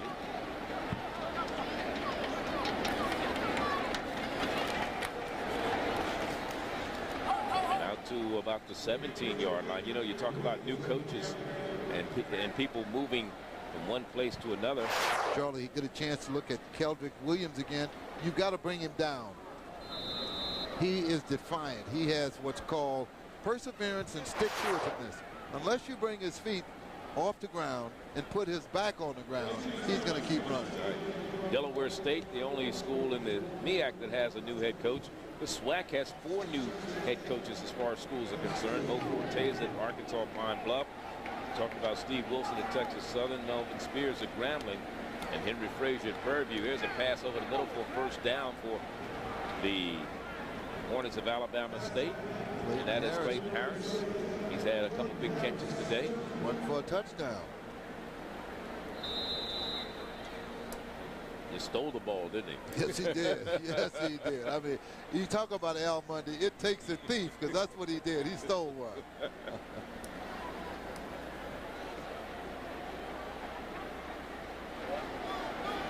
Visitors. First and 10 from the 26. Keldrick Williams, little counter play on the inside, sheds one tackle, gets to the outside and gets another first down. Flag is thrown as he goes out of bounds in front of the Howard bench. Keldrick Williams. Maybe a holding. KW. Yes. He's running like a Kenworth, isn't he? Yes, he is. A small one. A super small version of a Kenworth.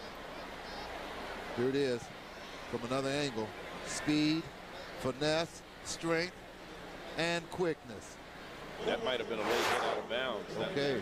Because he was across the white stripe when he was bumped. When he was bumped. That may have been what that flag's all about. Let's see.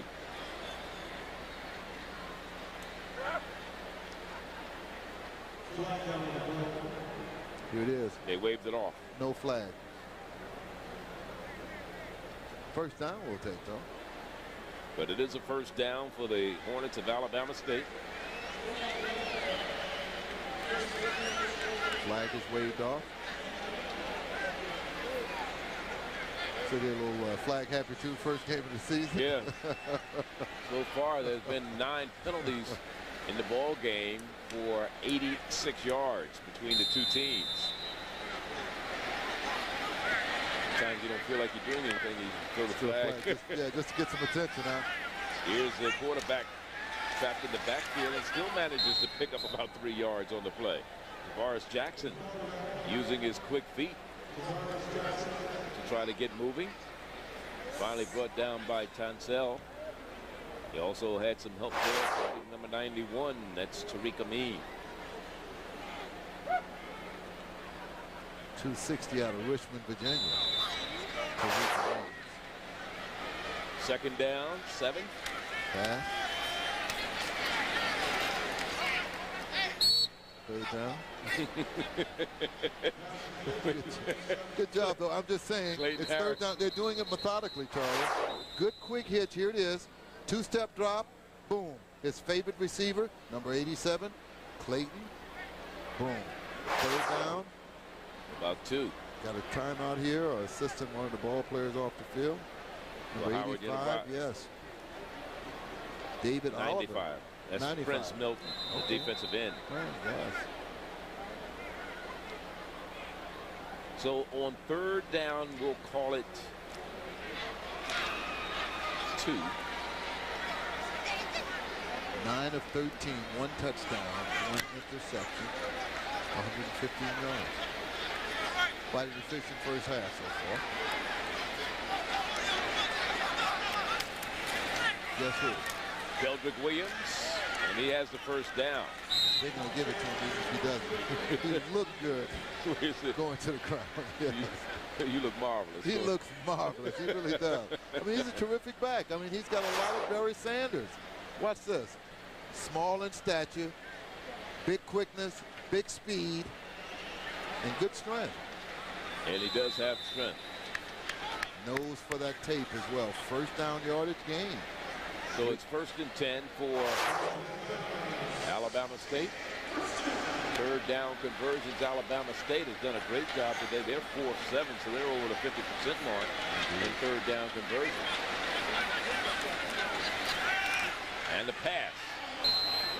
Incomplete. Now they're going to throw a flag way downfield. I don't think that the receiver wasn't even ready for that ball. No, he wasn't, but he was hit by the defender.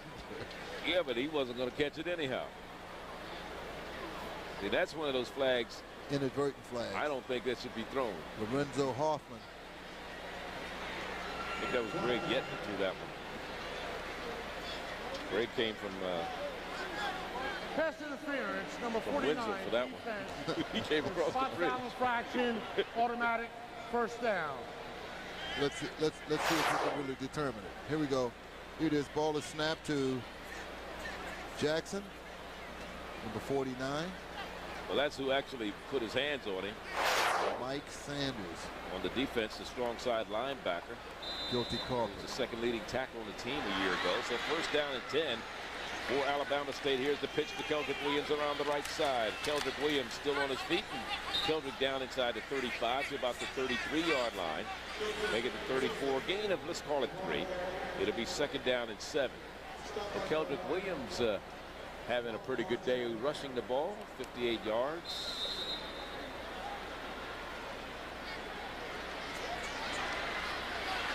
Just under 2 minutes. 2 minutes, 23 seconds. And they get holding, and they got a completion all the way inside the 20. And now they're saying he's out of bounds, but was he forced out by the hit? Well, the referees say no, but it's going to be holding whether it was complete or not against Alabama State. Get a chance to see it. We can tell here. That was a catch. That's what I said. I don't know how you say he was out of bounds. Here it is again. Here it is again. Different angle. Both feet in bounds. Holding. Offense. Number 63. 10-yard penalty. But that's the point is, with the penalty flag. Yeah. They've been robbed. Mugged and robbed. Mugged and robbed. Good close game. 14-6 the Hornets over the Bisons. Alabama State on top. It is second down now. 17 for Alabama State. Ball moves all the way back to the 43-yard line. You know, first games of the season as we have a penalty flag down. Quarterback was on the run. Tavares Jackson cuts it back. Good movement inside, but a flag is way back up here at the line of scrimmage as he gets down to the 29-yard line. Offensive. Offensive. Yeah, it's against Alabama State. Illegal formation. That's in 7 men on the line. Not enough men. Number 70, offense. 5-yard penalty. Repeat, second down. The referees have to hate that penalty. Absolutely. Absolutely. Get a chance to see it again. Couldn't count them there. But you have to have 7 men on the line of scrimmage. Absolutely. So if somebody isn't covered, you know you've got to figure you've got your center, your guards, your tackles. There's 5 right there, so your tight end needs to be up there, one of the receivers. That's 7. I'm counting myself this time. 1, 2, 3, 4, 5. All 6. They got 8. They got 8 on the line of scrimmage this time. They're making sure. They may have 2 men on the line of scrimmage. Too many men. They may have 33 on the line of scrimmage. We're going to give you another 5-yard penalty. Too many men on the line of scrimmage.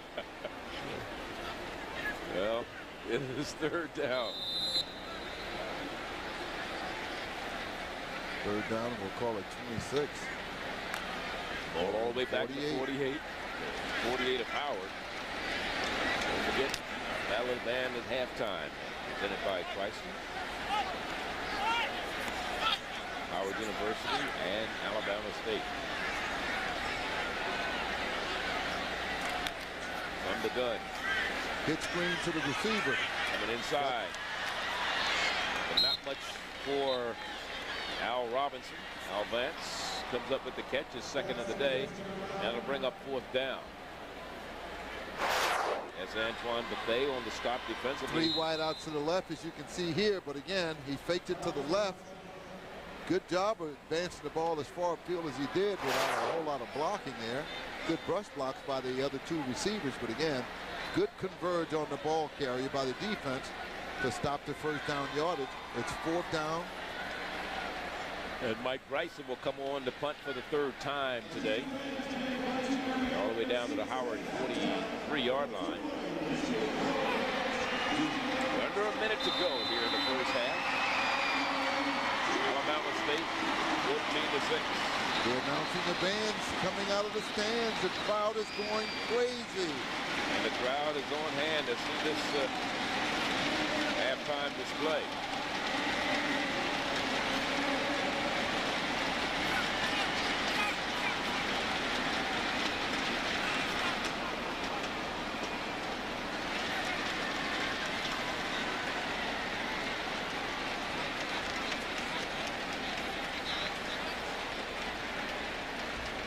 I think they're resetting the clock.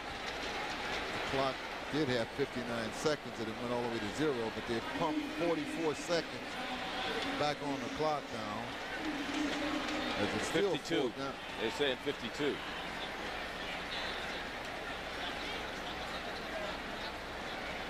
Well, they got it at 52 now. Yeah, they just reset it to 52. Well, one of the officials on the field is also keeping the clock. Maybe it was a malfunction or somebody hit a 0-0 by mistake. They're trying to get to the band. They're trying to see the bands early. I bet it wasn't anybody from Howard. They want one more chance at this. Good snap, good catch, good hit, good high hit. Boy, I tell you. End over end. Let that one go, and it's going to take an Alabama State bounce and stay in the field of play, and they're going to down it right at the goal line. 3-inch line. Right at the 1. There's a timeout on the field with 39 seconds to go. We're in the first half of play, and we'll be back.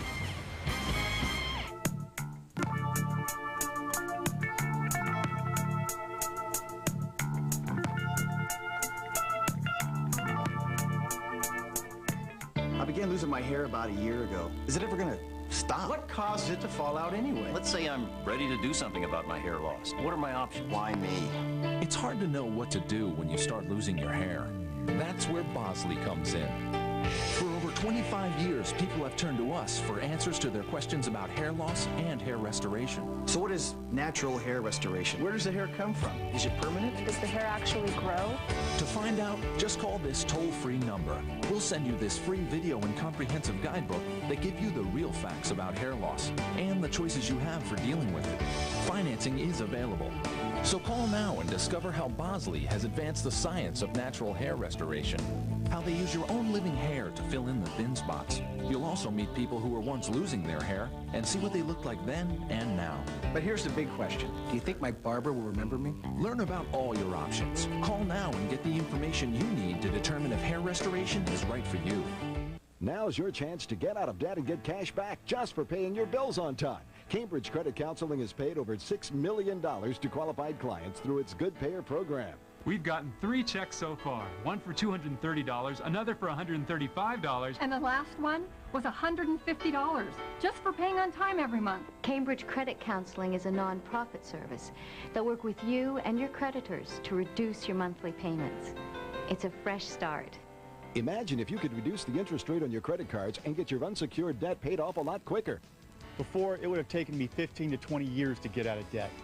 Now I'll be debt-free in less than 5 years. My monthly payments were overwhelming. Now I have payments that are easily manageable. A phone call, a couple of faxes, and we were done. Give Cambridge Credit Counseling a call. Find out how good it feels to be debt-free. Get cash back just for paying your bills on time with Cambridge Credit Counseling, where getting out of debt has never been so rewarding. See, you got to remember, Alabama State only has one timeout remaining. Uh-oh. Antoine, make that Jay Colbert, and he steps out of bounds and stops the clock with 33 seconds and gets a first down. But when you expect him to kneel, they take it on up the field. What do we know about it? Good job. He at the point of attack. Good blocking. Watch it. Here. Sealed off.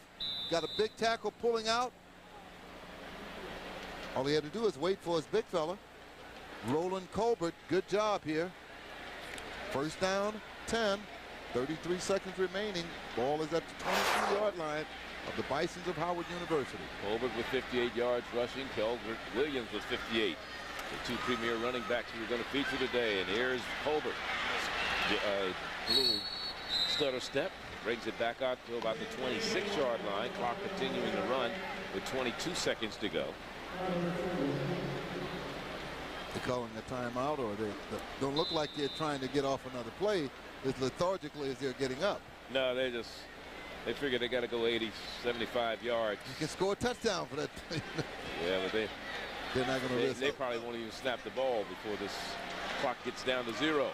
So as they go into the locker room, it's going to be 0-0 in favor. When I say 0-0 as far as the clock is concerned, but the score is 14-6 in favor of Alabama State. Alabama State, a touchdown on the ground, a touchdown in the air. Howard with a touchdown running by Colbert. And we'll be back. Halftime coming your way. Describe the perfect day, Liz. Well, we're driving to the lake. The kids watch a DVD, and Joe and I have some quality time. Good. Joe? Okay, we're barreling along. The Hemi's kicking some serious butt. Then we fish. Ah, see, you're not traveling in the same vehicle. The all-new Durango. Big size, smooth ride, Hemi power. What a quack.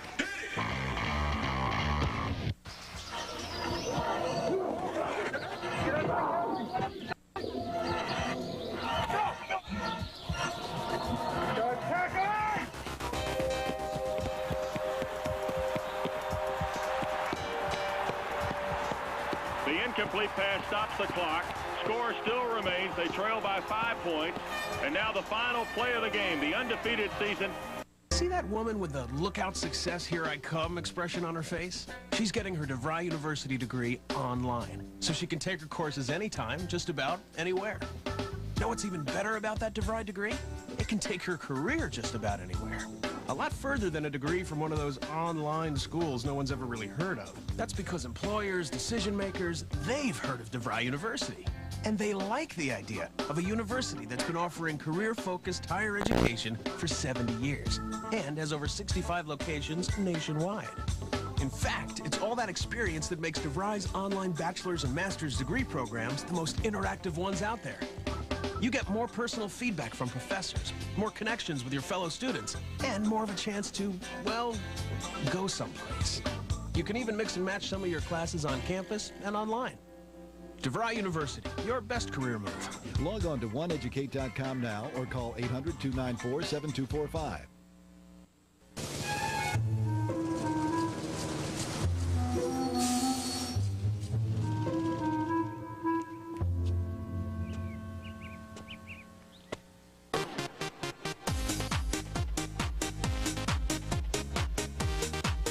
It's time to play.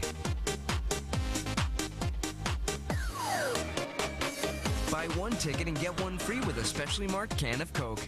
Six Flags over Georgia. It's playtime. We're there when you need us, securing your yesterdays, todays, and tomorrows, because you have more important things to think about. It's always exciting to welcome a new store to the community. Thank you, and I'm really excited to be here. Let's cut the ribbon. Providing life, home, car, and business insurance, and multiple policy discounts. To design a program that's right for you, call your independent auto owner's agent.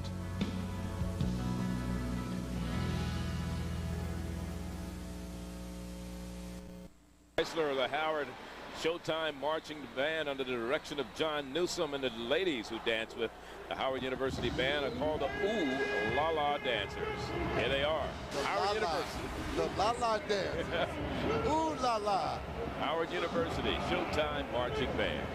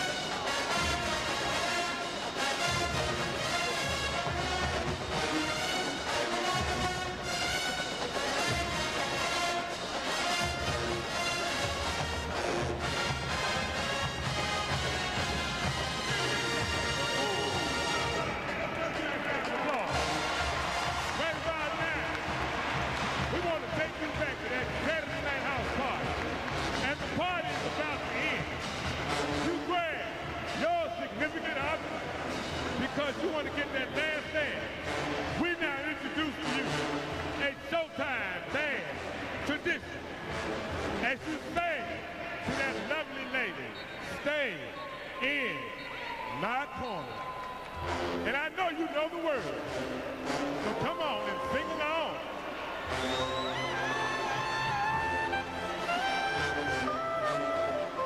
Featuring Grammy Award winner, Kurt Wayland. Stay in my corner.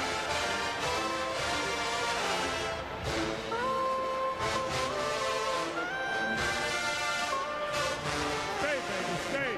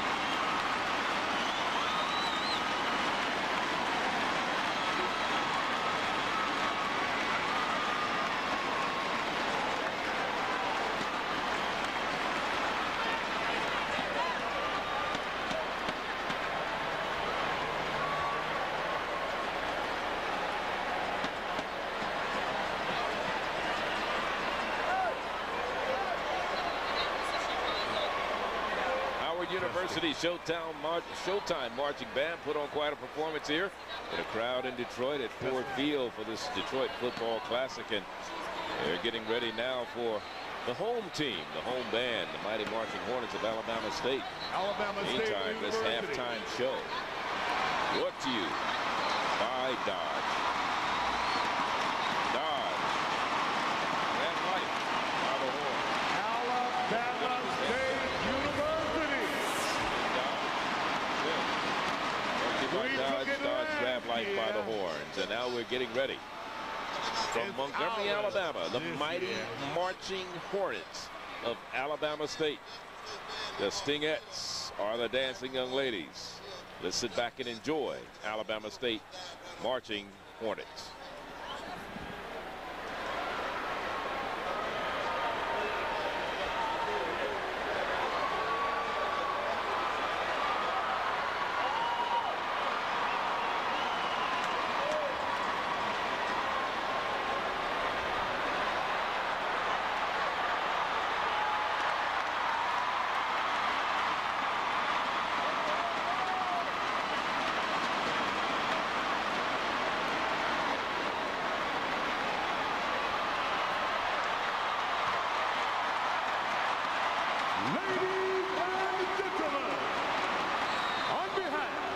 Dr. Joe A. Lee, President of Alabama State University, we proudly present the Alabama State University Mighty Marching Hornets. The Hornets with Jay Houston, LeBaron McWhirter, Ben Bearden, Jonathan Johnson, and Corey Sneed, drum majors.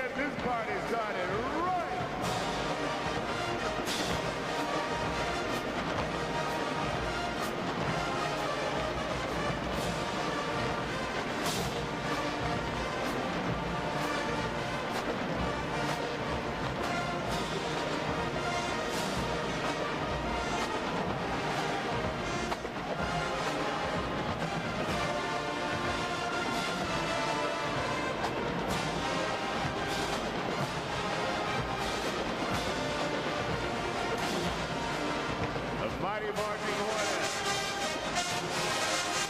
marching the precision drill to the sound of Whitney Houston. While you're looking at me and Brandy, talk about our love.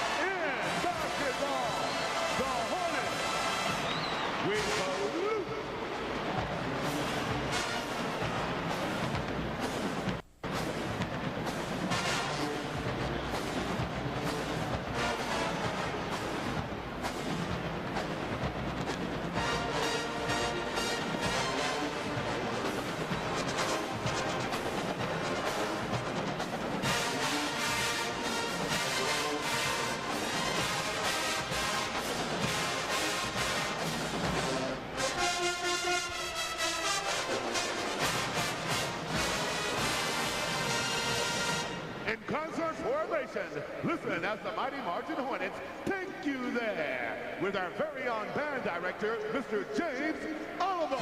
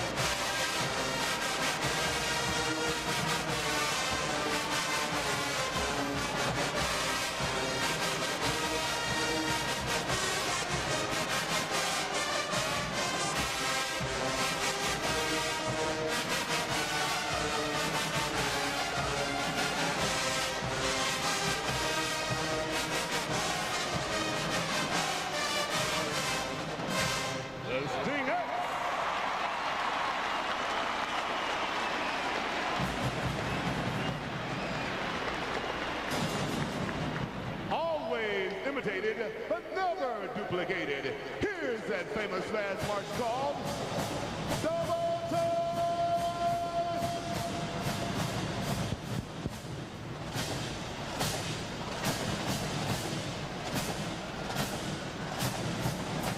And now, watch as the mighty Marching Hornets get down to the music of Mace, Little Flip, MEAC, Bone Crusher, Pastor Troy, Fat Joe, and the Terror Squad. And now, here's our own field announcer, Jamal Puppery. Oh! We just put up a pass there through the rock and well. Leave it. Leave it. Leave it. Leave it. Oh, we're going to take it down and use it.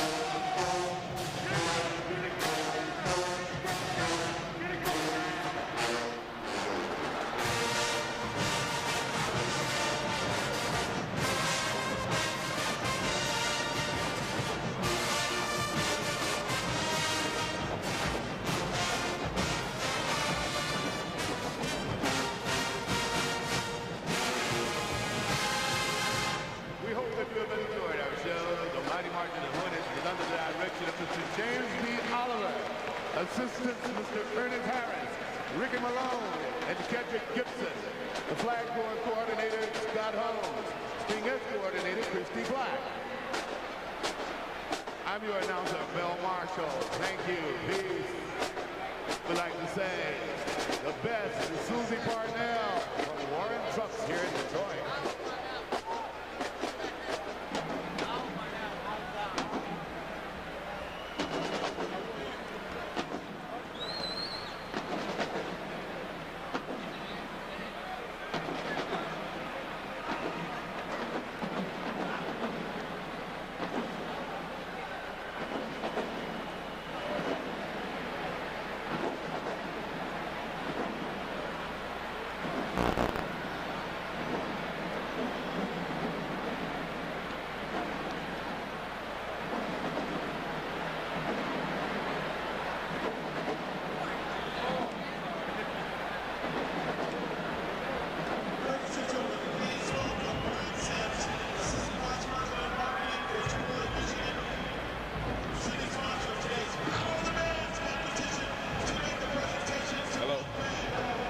The mighty marching Hornets of Alabama State finally leave the field here at Ford Field. We hope you've enjoyed the Chrysler commercial-free halftime. Both the bands from Montgomery, Alabama, the mighty marching Hornets from Alabama State under the direction of James Oliver, and the Showtime marching band from Howard University under the direction of John Newsom. Again, the commercial-free halftime presented by Chrysler. Back with more of this Detroit Football Classic in just a moment. Today, we're doing self-portraits, but I want you to paint your soul to liberate your minds. Show me what's inside you. Oh, now that's what I'm talking about. The restyled new 2005 Jeep Liberty. If it's in you, put it out there.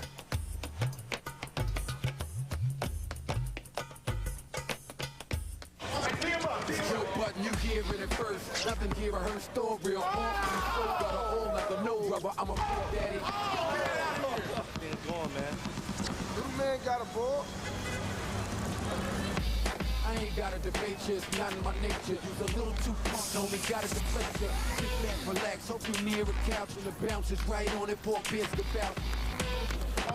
The new dual action infusion from Spalding. Air when you need it, less when you don't. His vision, I gotta tell you, is right on. was groundbreaking. True to living it, you have the passion for it. His struggle, Nothing to it being black or green, it's self-destruction. legendary. I'm telling the truth, brother. You take it however you want to take it. Critics are calling badass, empowering, inspiring. Hey, girl, put some clothes on. This ain't Soul Train. From the director of New Jack City. I got everything I own on the line, but it's bigger than me. Badass, rated R.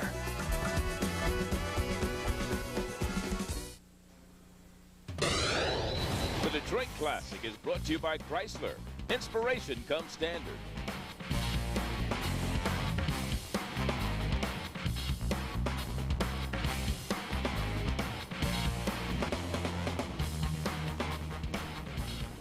A great shot of the downtown city of Detroit and Ford Field here. We're at halftime of the second annual Detroit Football Classic, where the Bison of Howard University find themselves down by 8, 14-6 at halftime. Charlie Neal along with Lem Barney here.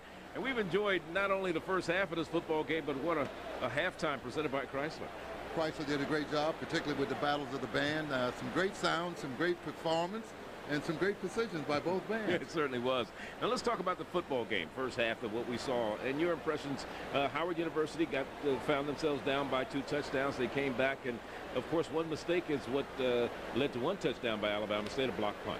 Block punt was the big procedure that led to their first touchdown, in fact, and another good passing. And then we look at the passing yardage, 60 yards for Howard, 120 for Alabama State. The rushing yardage goes to edge to Howard, 95 to 77. But again, I mean, all those statistics can be thrown out, Charlie. What you look at is that first column, the scores. Alabama State is on top right now, 14-6. It could have been worse than that. And of course, the first game, a lot of mistakes, unnecessary mistakes. When you look at the penalties there, teams have been penalized 12 times in the first half alone, and hopefully they'll clean some of that up in the second half. I think so. Again, early anxious participation by both squads, trying to do things right. They want to prove to the coach that they can follow the game plan. And again, jumping off sides, a few holding penalties has led these yardage to what they are. One of the things we have seen is both running backs, the ones we featured in the outset, have done a good job, and they're both on track to gain over 100 yards in this game. We're talking about Jake Colbert for Howard University and Keldrick Williams for Alabama State. The only thing is, like you said, you're going to have to cut down on some of the mistakes in the second half. Absolutely. And again, if they can concentrate on staying there until the ball is snapped, not jumping off sides, making sure we got at least 7 guys on the line of scrimmage. That was a big penalty for them in the first half. But again, I think it was a very well played first half by both squads. All right, great crowd on hand here at Ford Field for the second annual Detroit Football Classic. Hornets of Alabama State leading Howard by 8. We'll be back third quarter and the second half kickoff in just a moment. Can inspiration make the town and country even more amazing? Yes. Can it be luxurious and still rate high in safety? With front and rear crumple zones and a 5-star side impact crash test rating? Yes. Can it find a place for everything? As the only minivan with stove-door seating and storage? Of course. The amazing new Chrysler Town & Country. Chrysler. Inspiration comes standard. Now through August 31st, qualified returning Daimler Chrysler owners can get $3,000 in combined cash allowances on Chrysler Town & Country. They set up MEAC on this, the last play of the game. And here's the snap. Hand off to the tailback. Peterson tries the right side. Wow, what a hit. But he stays on his feet, and he's broken to the outside, and it's wide open. Touchdown. Give him a touchdown.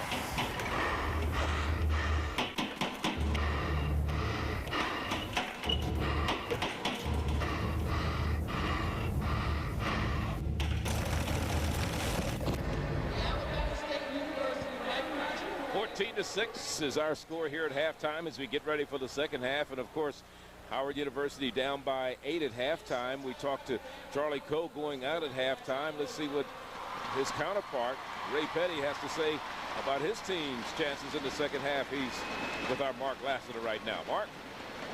We're here with Coach Ray Petty of Howard University. Coach, first half, I looked at the expression on your face. It seemed like you gave the expression that you know your team can play better. What were your first impressions?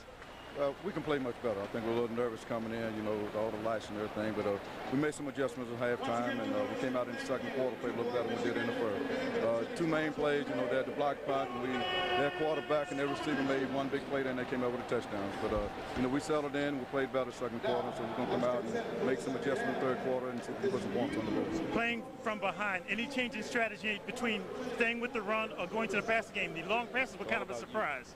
Well, we think we can throw on them on the secondary, so we're going to see if we can get the ball downfield a little bit.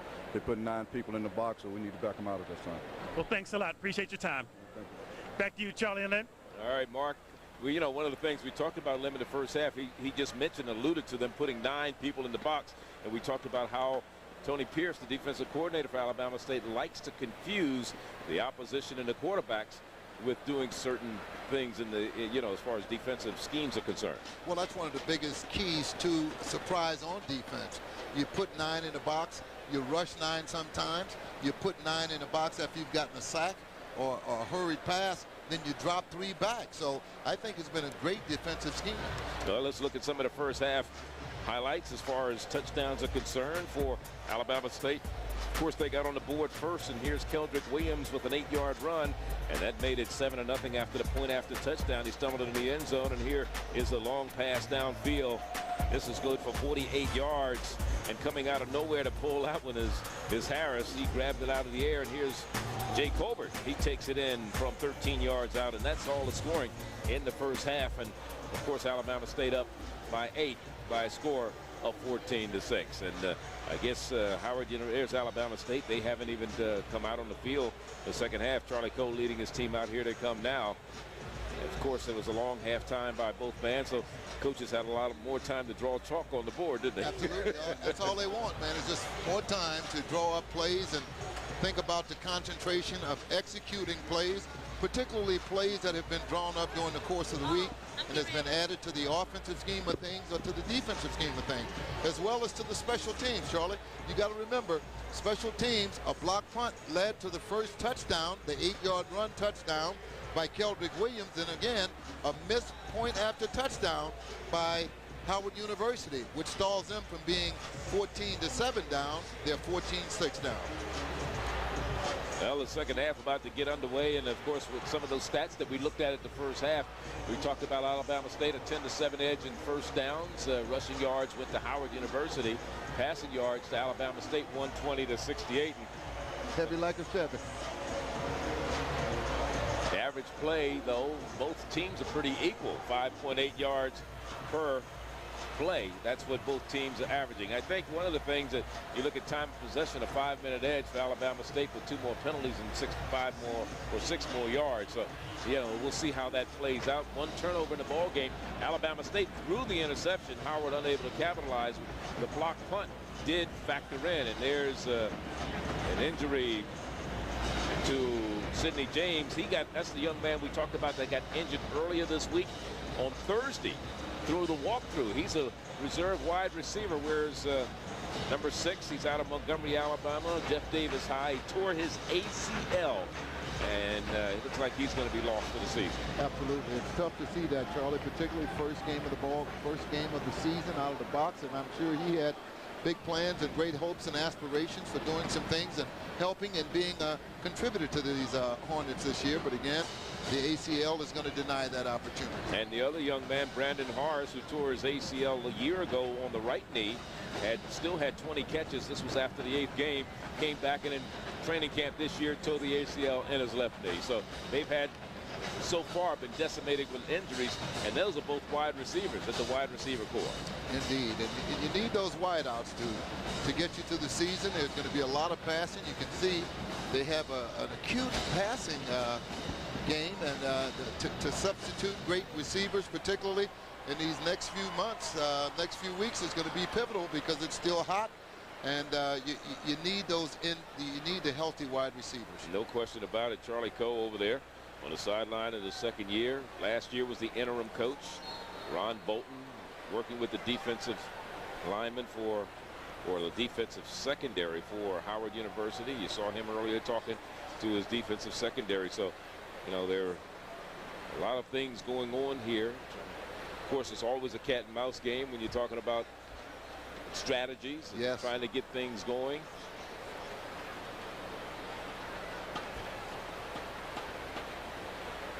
It's a call to action now. And Alvin Harper, who's a wide receivers coach. Of course, he played with the Dallas Cowboys, Washington Redskins. He knows a little bit about catching passes. Certainly did. You saw the bearded one in the background. That's none other than Joseph E. Hall, who's the director at Howard University. And fraternity brother of mine. I just happened to say that just loosely. I know. Kappa Alpha Psi. I'm leaving it alone. I love you too. And that's Mac Austin. Remember Mac used to be a tight end with the Washington Redskins. He's you know, they've got like 3 former NFL players that's on that coaching staff. Mac Austin, Ron Bolton, and Alvin Harper. You just saw Mac Austin, who coaches the offensive line. Here's the kick to start the second half. Comes down inside the 10 to about the 6-yard line. Trying to get to the corner. Trying to get outside, and stumbling up across the 35 to the 36-yard line was Desmond Foster. And it'll be first down and 10 for Alabama State.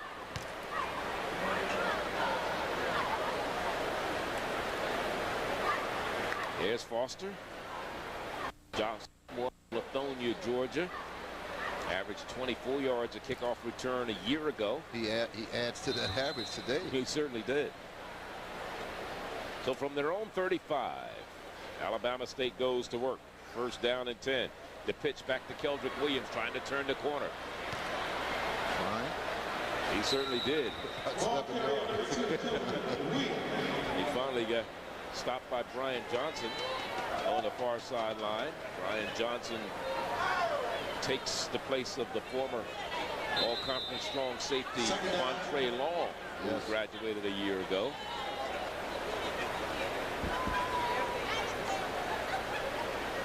Brian Johnson is a defensive leader on this team. Had a hamstring injury last year. Best season was 2 years ago. Play action. Across the middle. Out of the hands. Hit him in the hands. Yep, he flipped that one. That's Gerard Alfred.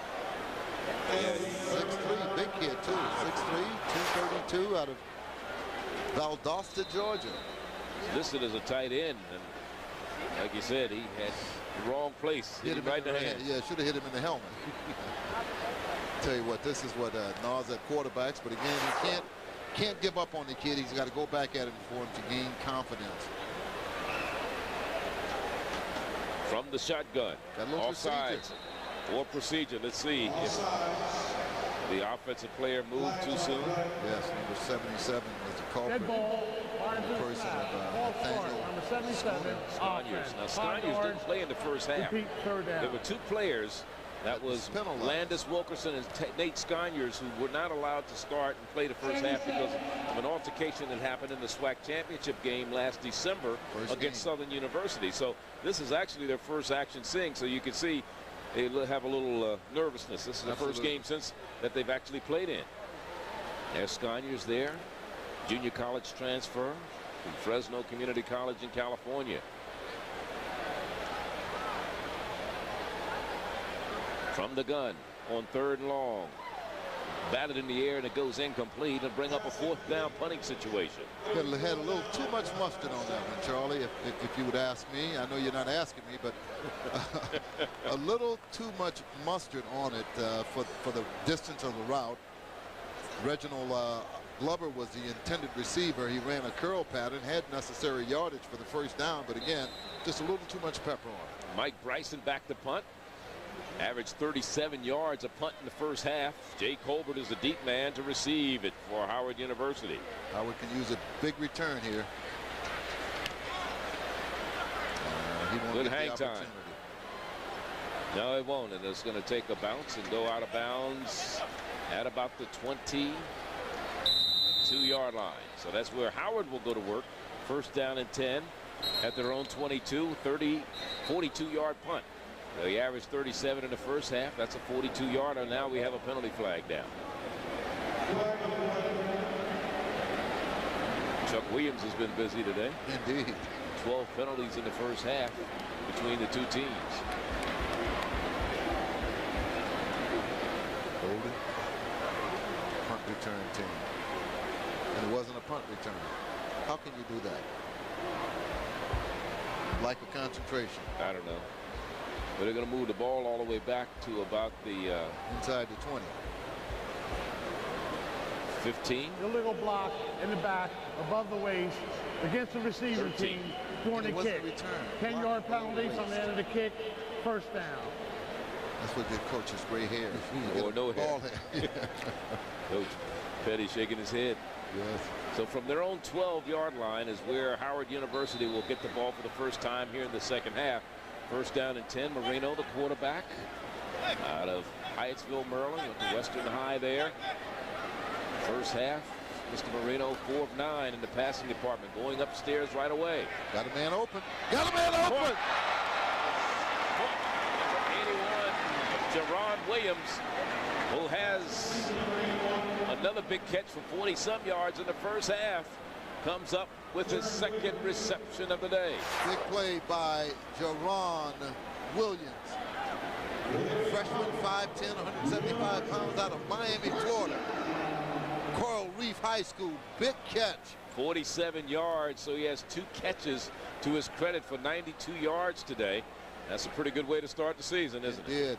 Good touchdown saving tackle here by the defensive back. 1st down and 10 now. Howard University across midfield into Alabama State territory. And now a timeout. This one's being called by Howard. Yes, and it wasn't the quarterback who called the timeout. It wasn't Marino. It was Jamar Smith, the running back. Well, maybe they didn't have things in order the way they wanted to. Here's Jerron Williams. There he is, 2 catches, 92 yards. Actually, it's 92 yards. He had a 45-yarder and a 47-yarder, and let's look at him stretch it out. Good fundamentals there by Marino. Here it is. Good catch. He just laid it out in front of him, didn't he? Absolutely. Just fine throw and catch combination. That's Foster, Desmond Foster, the return man and the cornerback who had to make the touchdown-saving tackle. And he just separated from the ball. That was what you liked about the receiver. There's the key. Great separation. Or I should say from the defender. Right. The ball was just placed out there. That's knowing your receiver. Absolutely. And one of the things that, you know, Coach Petty and I talked earlier, and receivers coach, they talked about the fact that, and Ron, I should say Alvin Harper, is that these kids may not be as experienced as his last year's receiver, but they're much faster. Yes. And that was Rutherford on the carry. Travis Logan on the stop. On with Rock Dillon. And, you know, one of the things that probably hurt, if you look at Marino's stats from a year ago, he threw 11 interceptions and only 5 touchdowns. But a lot of that had to do with selfishness on behalf of some of the veteran receivers. Jonathan Brewer. That's right. Jonathan Brewer was their main receiver. And if they called his number, you know, the other guys wouldn't run their routes. They'd stop and, you know, now when the quarterback looks for a secondary receiver, he's not there. And then now he throws the ball there and there's an interception. So that doesn't help the situation. Man, it's open. Too big, though. Too big. He had him. That was headed for the tight end, I believe, big number 85. Cotton. That's right. Cotton was the man who they intended that pass for. Tight end, he's a sophomore, 6 feet, 291 out of. No, that was David Oliver, rather. Is that Oliver? That's David Oliver. That's the kid. You know what? They got him. That's the kid I was telling you about that was an Olympic sprinter. Went into the trials. He's a hurdler in the Olympics. They figured, you know, if I just throw it out there, he's gonna go get it. he gave it a gallant effort. So watch out for David Oliver. Quick pass down the middle intended for Ryan Wilson. That goes incomplete. Rock Dillon was the man in between him and the ball, and they miss an opportunity to convert the first down or the third down into a first down, and to bring up a 4th down punting situation as they drove from their own 12-yard line all the way down to the 41 of Alabama State. If we had a chance to see that again, which we may not, but Marino, quarterback, threw off his back foot. The ball wasn't thrown with the velocity in which it should have. As a result, the receiver didn't come up with the reception. Pooch punt. Good pooch punt here. Drawer. And they down it. That is Oliver down there to down it right at the 9-yard line. So Alabama State will get the ball second time here. We'll be joined by Eddie Robinson, a former Alabama State star, when we come back.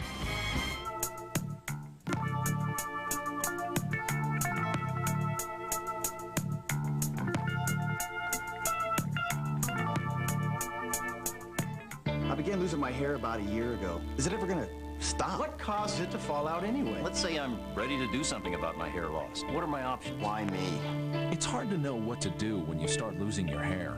That's where Bosley comes in. For over 25 years, people have turned to us for answers to their questions about hair loss and hair restoration. So what is natural hair restoration? Where does the hair come from? Is it permanent? Does the hair actually grow? To find out, just call this toll-free number. We'll send you this free video and comprehensive guidebook that give you the real facts about hair loss and the choices you have for dealing with it. Financing is available. So call now and discover how Bosley has advanced the science of natural hair restoration. How they use your own living hair to fill in the thin spots. You'll also meet people who were once losing their hair and see what they looked like then and now. But here's the big question. Do you think my barber will remember? Learn about all your options. Call now and get the information you need to determine if hair restoration is right for you. Now's your chance to get out of debt and get cash back just for paying your bills on time. Cambridge Credit Counseling has paid over $6 million to qualified clients through its Good Payer program. We've gotten 3 checks so far, one for $230, another for $135. And the last one was $150, just for paying on time every month. Cambridge Credit Counseling is a non-profit service. They'll work with you and your creditors to reduce your monthly payments. It's a fresh start. Imagine if you could reduce the interest rate on your credit cards and get your unsecured debt paid off a lot quicker.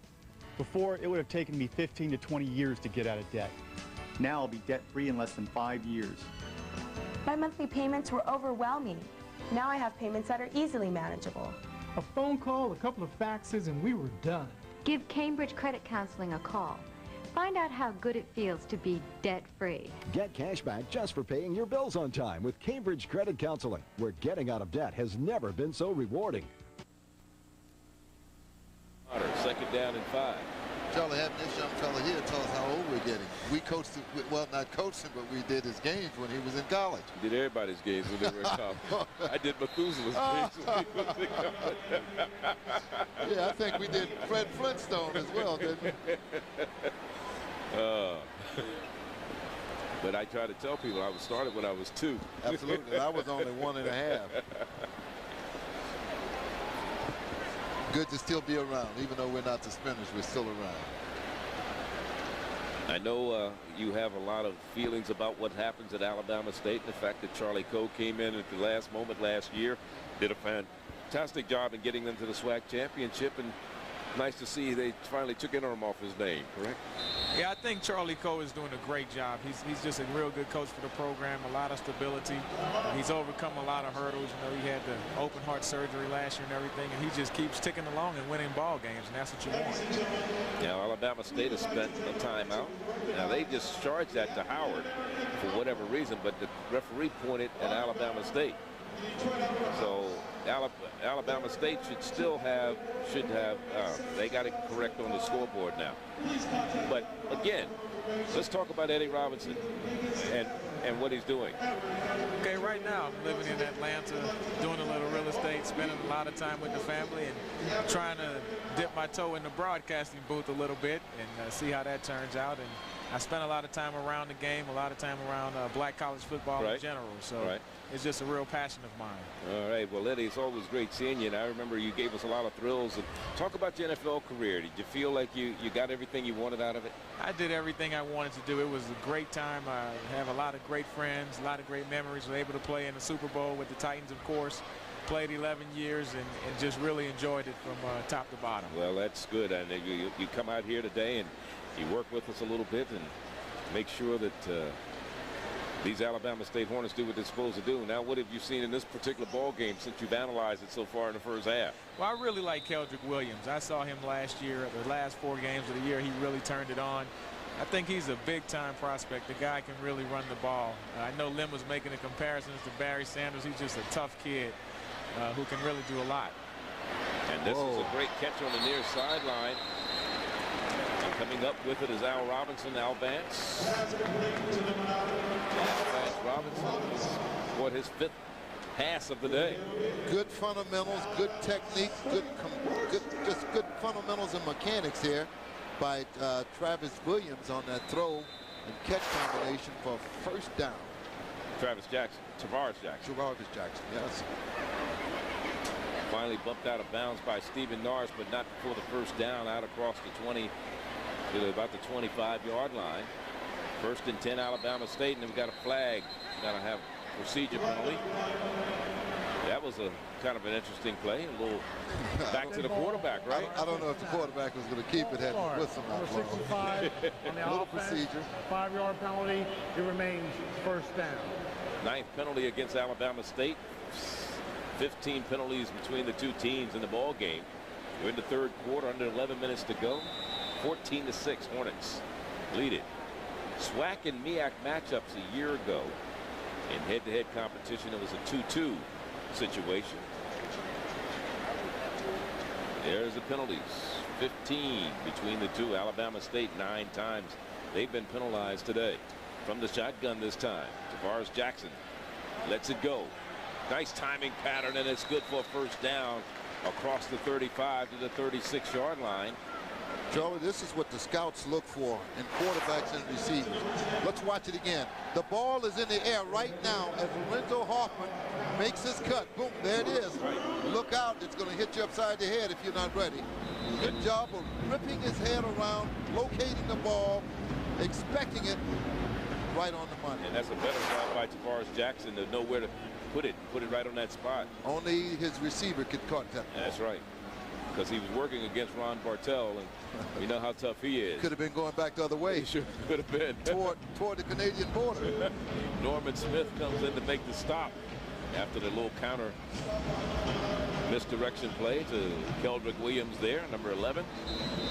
And that's a young man to watch out for as the season goes on. He's out of Brookville, Maryland, from Gaithersburg High. Wears number 11 for Howard University, the Bison. It is second down after no gain on the play. Second and 10, 10-10 to go in the third quarter. From the gun again, Keldrick Williams will operate. Blitz. Here it is, pressure. And they picked up the blitz, and we have it complete on the near sideline to Clayton Harris. And Clayton Harris picks up another reception. That is his 6th reception of the day. And a touchdown. Just a fine receiver, runs crisp, disciplined routes. Don't round him off, he square him off. He gets away from the defender, whips his head around, locates the ball, pulls it into his hands. Good job. Had it been up a little, he may have been able to run for the necessary yardage for the first down. Third down and about 2. 4 different receivers have caught passes from Charles Jackson today for the Hornets of Alabama State. Now here's Keldrick Williams on the ground. Back to the line of scrimmage. Counted. And trying to get to the first down marker. Gets across the 45 to about the 46, and that's where he had to get the first down. Let's see exactly where they put the nose of the ball. It looks like he's got the first down. Counted. He's tenacious. He's got a nose for that marker on short yardage situations. And if you give him a crease, Charlie, we can still see him running. Oh, yeah. No question about it. He showed that last year, 1,195 yards to lead the SWAC in rushing. He also scored 9 touchdowns. He averaged just under 6 yards per carry, 5.9 to be exact. Going up top. And he's going to the near side. Incomplete, as it was intended for Alvance Robinson. He was covered all the way down the field. They almost had a little face guarding there. Certainly did by Stephen Norris. Here it is again. That's holding right there. In the league, he'd have 15 flags upside his helmet. But again, good job. The officials don't call it. Get a chance to look at it again. Alvance Roberts. Well, he got his head. He did get his head around just before the ball got there. 5'9". What do you think, Eddie? Roberts, out of date. Would you call it? Well, in the NFL, like Lim said, that's definitely a penalty.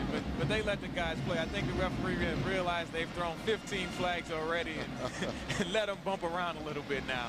It is second down and 10 at the 46-yard line. Well, Alabama State, a little fair pass back. And again, Hoffman. Hoffman paid the price, didn't he? A big price. He was bumped around like ping pong balls. Brian Johnson came up and stung him. Number 29. Good hit. Alabama State seems to be switching gears a little bit. Tavares Jackson is really getting into a little rhythm, completing a couple of passes. And his favorite receiver, of course, Clayton Harris, was the son of the assistant basketball coach. He's been around Alabama State program for a long time, ever since a little kid when I was playing at Alabama State. He's a real solid receiver. Put in another tight end, Wilczewski. And now Tavares Jackson is swarmed under by the Buffalo Soldier Bison defense of Howard University, led by Brian Johnson there, number 29. Prims Milton, number 95. Good job. Coming up with the safety blitz. Watch what it is. Yeah. Number 29 comes in there. And you see a good defense downfield on the receiver. Man-to-man coverage by the linebacker Norman Smith. So it'll bring up a 4th down punting situation. Here it is. Good job there. Mike Bryson comes on. This drive started at their own 9. They're going to punt it from their own 43. Brian Johnson led the charge on that blitz. And again, Prims Milton comes up and helps out. Fine punt. Turns over. He's got a chance. Great hang time that time. And run out of bounds on the far sideline is Jay Colbert.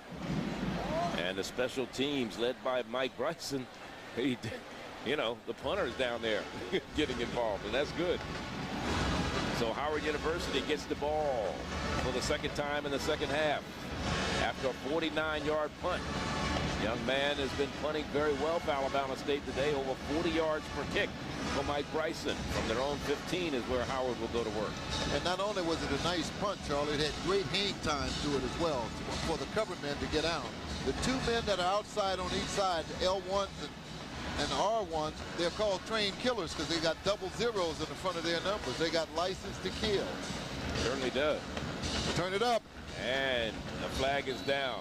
And this may be against number 78 of Howard University. We'll see. Unsportsmanlike. One of the offensive linemen. Referee threw the ball. A flag, rather. You may see holding. I think it is a holding call. Usually when that guy behind the offensive lineman throws that flag, most of the time he caught somebody cheating just a little bit out there. Randall White. Got a little limp going off the field as Lalon Colbert. Yeah, a little. Hope it's just a cramp. A little cramp. Now let's see. We'll watch number 78 back here. Look at the top of your screen. See, he takes the man down. Yeah, that's he gets 3 points. That's a knee. That's a helmet to the knee. That was received there by Colbert then. And number 78, the young man who was guilty of the penalty, Randall White, that was 4 points in the wrestling. That was a takedown. So Jay Colbert goes to the sideline, a little stinger on the knee. 62 yards, 12 catches now.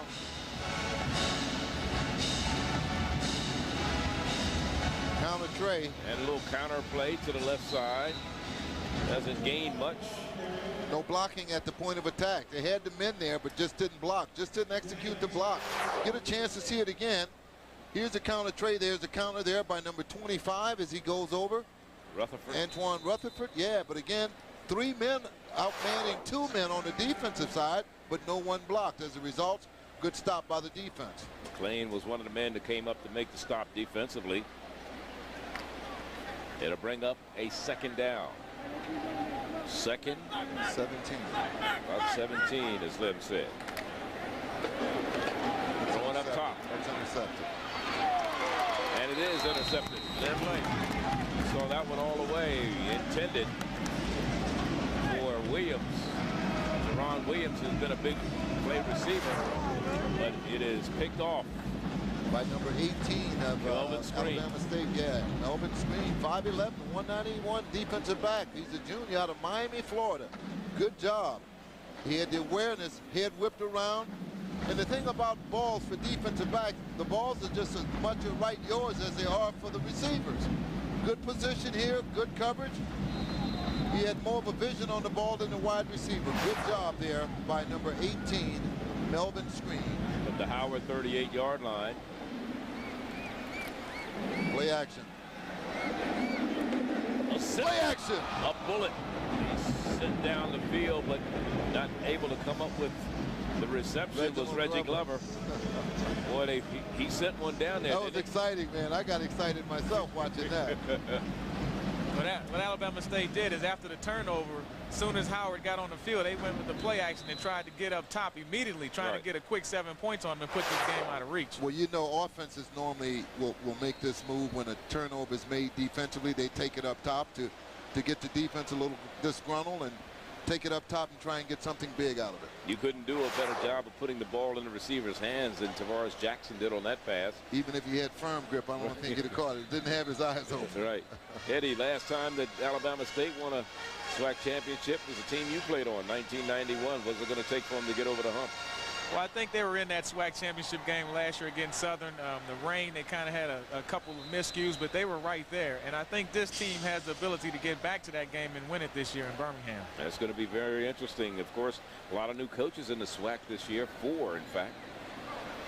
As we go to the right side, this time Randolph trying to turn the corner, first down for Robert Randolph, the junior from Union Springs, Alabama, and Bullock County High. Young man who will celebrate his 21st birthday tomorrow.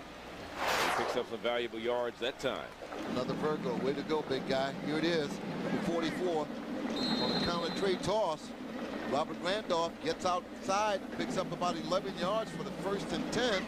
Again, we talked about this in the second quarter, Charlie, about the bevy of ball players that are here on Alabama State. So the normal man who would be running this would be Keldrick Williams. No question. But again, they've got depth offensively where they can substitute, give him some rest, and play some other ball players. And they have Jatavius Abrams too. We haven't seen him a lot, and he can do it. He can carry the mail as well. Yeah, he's been around. He's a senior. A little shy. They didn't mark it right. They didn't give him a good spot. Well, he's the nose of the ball away from the first down.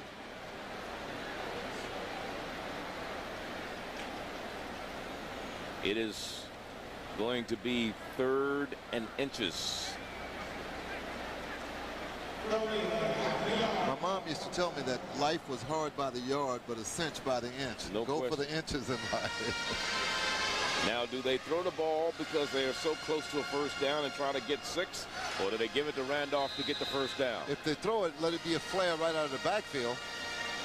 They're going to give it to Randolph. He fumbled the ball. Oh! He fumbled the football. He dropped it on the ground, and Howard is saying they have it. No word yet from the official. The official said that they got it, and they got the first down out of it. Wow. So you're talking about getting lucky. Not being able to take advantage of the situation as Howard University. Charlie, that wasn't luck. That was a blessing. Yeah. Randolph certainly put the ball on the floor. And yes, actually he did. Fumbled it in the backfield, and it actually went forward, and they still got the first. Still got the first down. And they recovered. Here it is. I think he's so focused on getting through the hole, he didn't look the ball into his hands. But again, good break for the Hornets of Alabama State. A lot of stuff goes on down in that huddle. I mean, that power when it's a fumble, isn't it, Eddie? Somebody got bite, some bites, some picks, some fingers. Hey, let's just be glad the police aren't on the field. They'll have some arrest after that type I of know, stuff. at least about 4, wouldn't it? Yeah.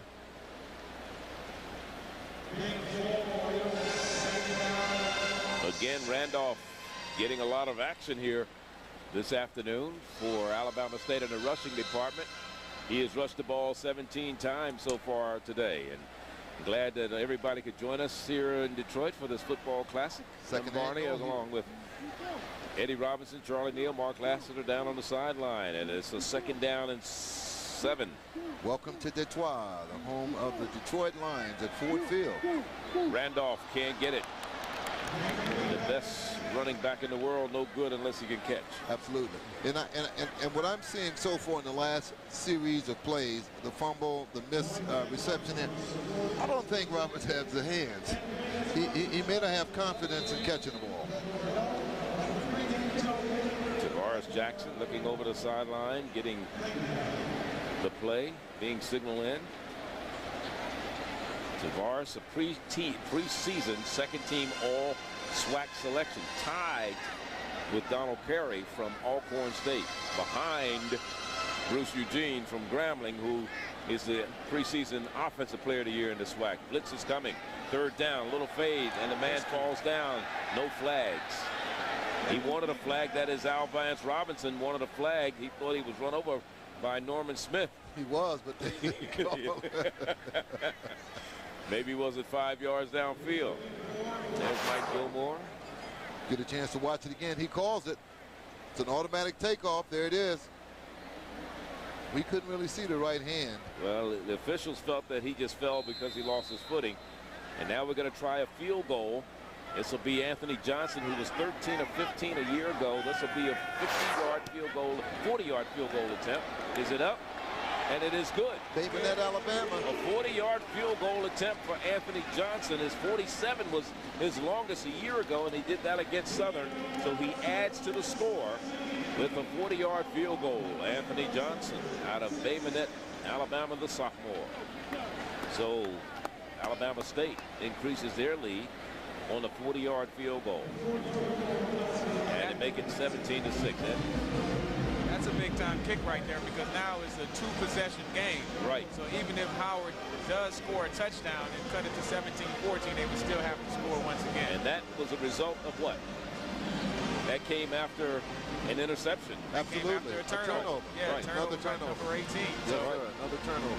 And Alabama State is doing a really good job of capitalizing when Howard turns the ball over and makes mistakes. They're able to respond and actually score touchdowns and put points on the board. Melvin Screen intercepted a takeoff and brought it back, and as a result, another touchdown. We got some interesting people here. We got the folks who brought this game in town. Robert Porcher has come up into the booth. We're gonna get some people. We're gonna give you some mics, and so you can holler at Charlie.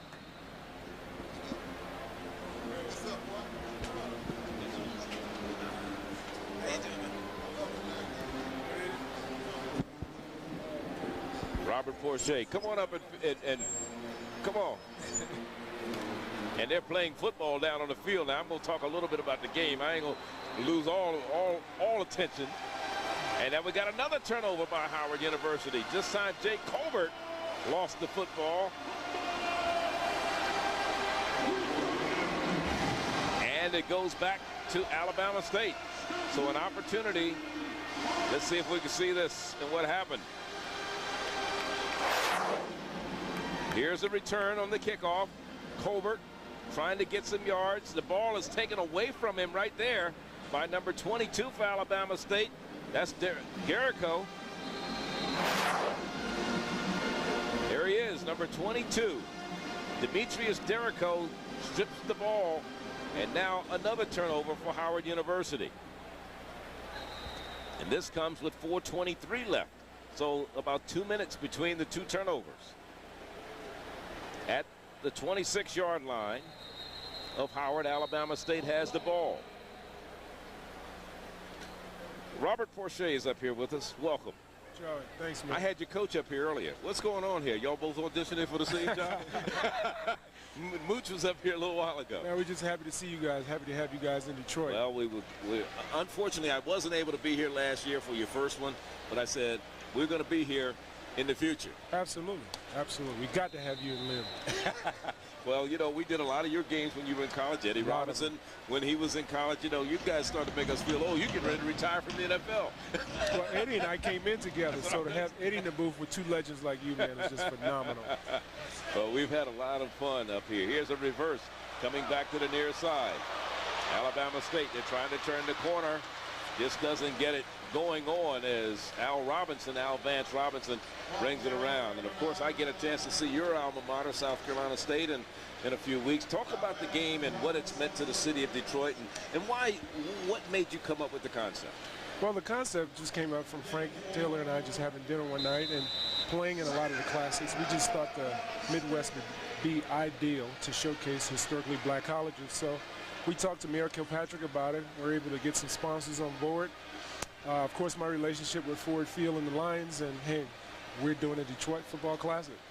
Well, it's been successful, and I know you want to make it big like the Bayou. Here's Al Robinson trying to get to the first down mark. He's going to be about 4 yards shy as he takes it down to the 20.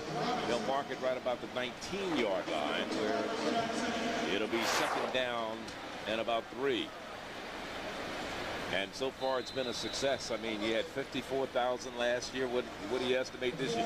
The weather outside has been fantastic.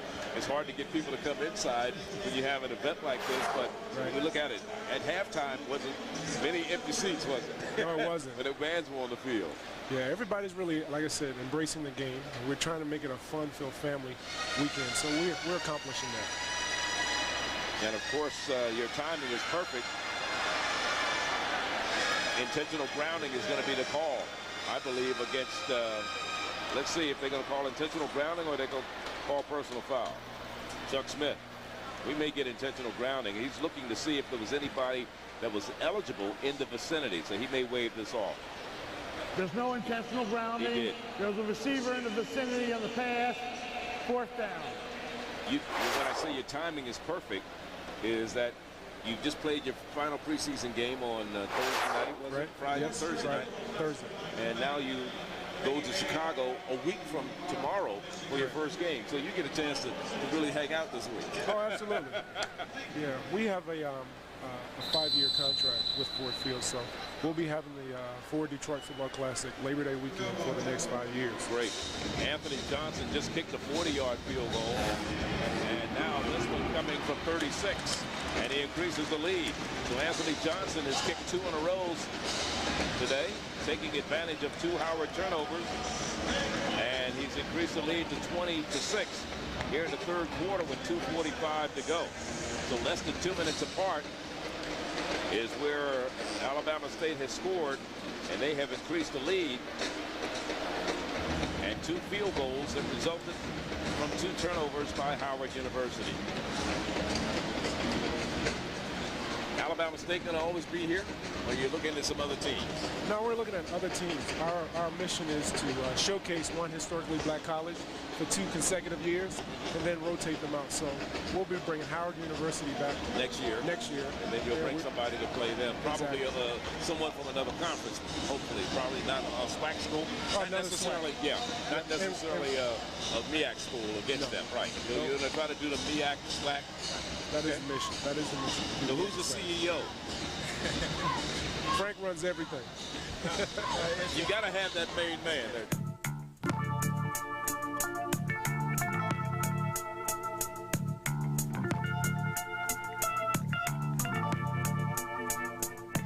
I began losing my hair about a year ago. Is it ever gonna stop? What caused it to fall out anyway? Let's say I'm ready to do something about my hair loss. What are my options? Why me? It's hard to know what to do when you start losing your hair. That's where Bosley comes in. For over 25 years, people have turned to us for answers to their questions about hair loss and hair restoration. So what is natural hair restoration? Where does the hair come from? Is it permanent? Does the hair actually grow?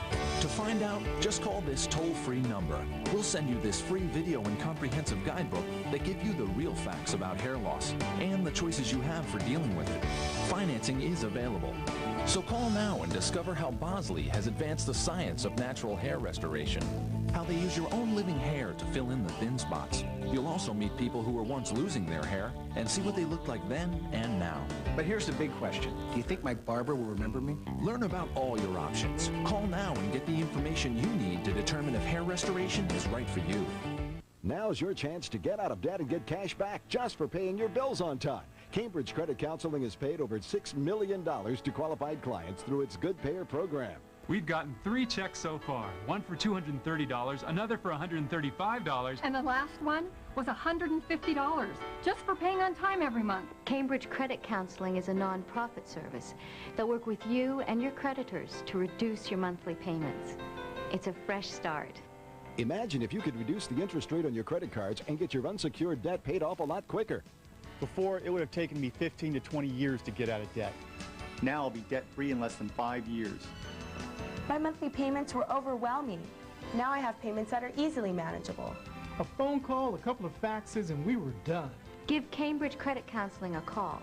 Find out how good it feels to be debt-free. Get cash back just for paying your bills on time with Cambridge Credit Counseling, where getting out of debt has never been so rewarding. You got to get them jitters away from you, don't you? Well, Alabama State came in last year and had a very good game. Against FAMU, They were able to run the ball real well and defend it, of course. And this year they came back and said, hey, we're going to repeat. It looked like they're on the road to doing that. They certainly do.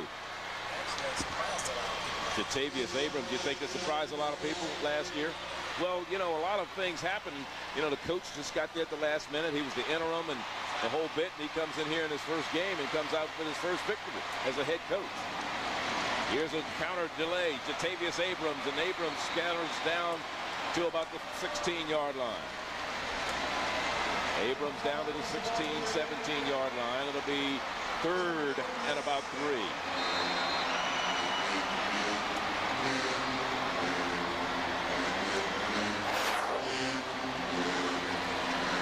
Here it is.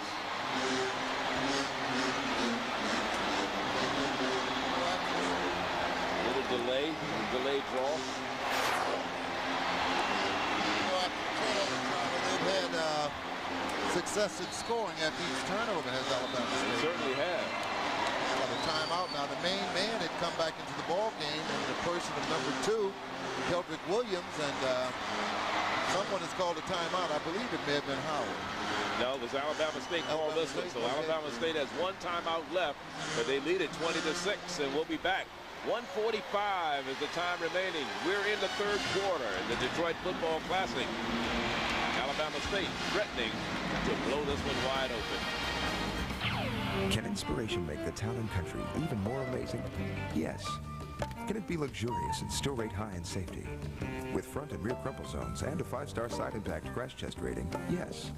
Can it find a place for everything? As the only minivan with stone-go seating and storage? Of course. The amazing new Chrysler Town and Country. Chrysler. Inspiration comes standard. Now through August 31st, qualified returning Daimler Chrysler owners can get $3,000 in combined cash allowances on Chrysler Town and Country. They set up in the eye on this, the last play of the game. And here's the snap. Hand off to the tailback. Peterson tries the right side. Wow, what a hit. But he stays on his feet, and he's broken to the outside, and it's wide open. Touchdown. Give him a touchdown.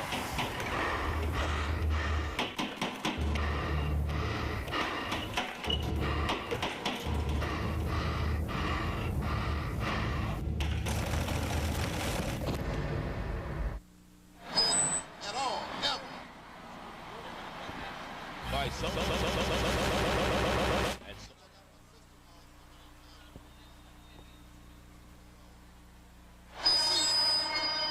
Back here at Detroit Ford Field for this football classic.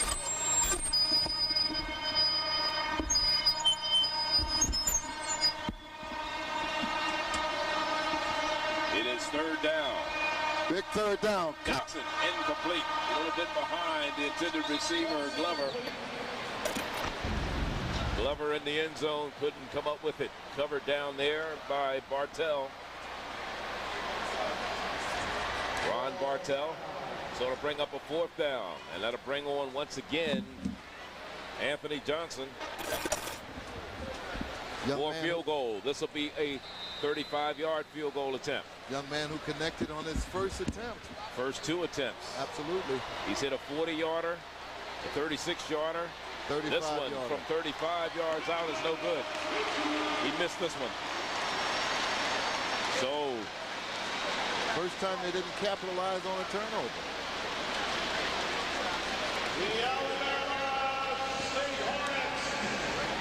So they got all the way down to the Howard 20.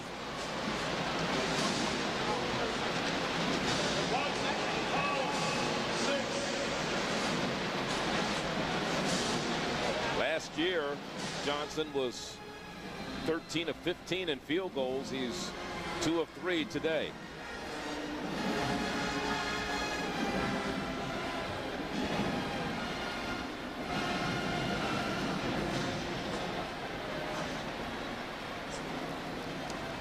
Howard University keeping the ball on the ground again and picking up a couple of yards.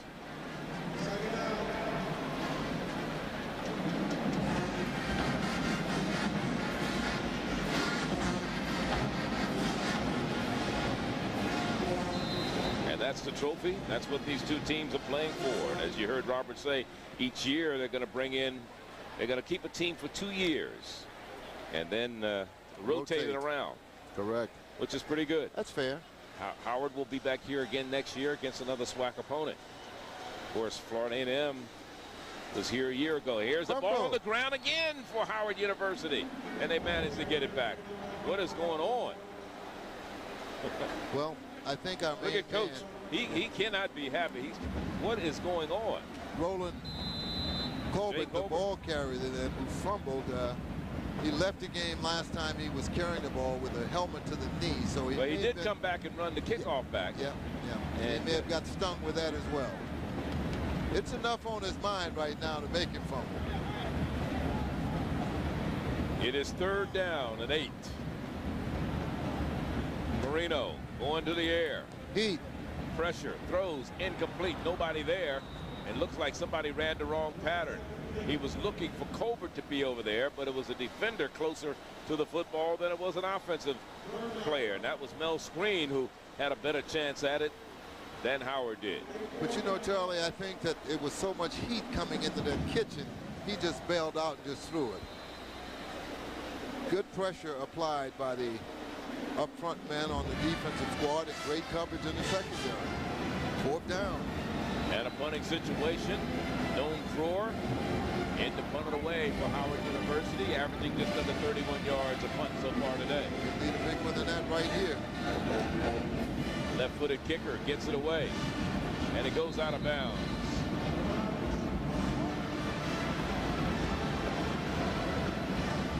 That's right about average. Right at about the 42, 43-yard line. So Alabama State will get the ball at their own 43. This is only the third time in the second half out of 6 possessions that they've started with the ball in their own territory. Indeed. The other times it's been in the Howard University territory. And believe me, it's first and 10. It's not going to be long before they're in their territory. 8 minutes, 8 seconds remaining in the third quarter. Howard is trailing the Hornets of Alabama State 20-6.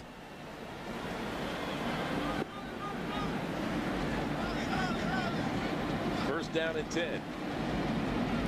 Keldrick Williams and Keldrick a yard down to about the 44-yard line.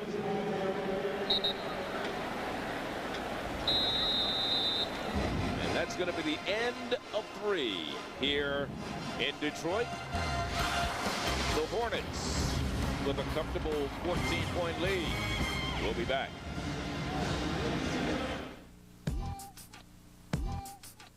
Can you see yourself in a car that truly inspires you? Can a 340 horsepower Hemi V8 reflect your power? While an electronic stability program helps keep you in control, can it create a style so boldly unconventional that you can see yourself in it? Absolutely. Introducing the totally new Chrysler 300, starting at $23,595. Chrysler, inspiration comes standard.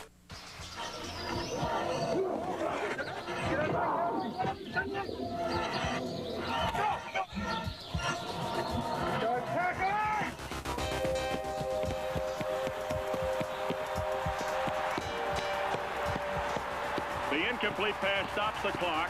Score still remains. They trail by 5 points. And now the final play of the game. The undefeated season and national title hopes hang in the balance now on this, the last play of the game. I formation with a tailback and slot to the right. And here's the snap. Hand off to Peterson. He'll try the right side. Wow, what a hit. But he's still on his feet, and he's broken to the outside, and it is wide open. Touchdown. Give him a touchdown.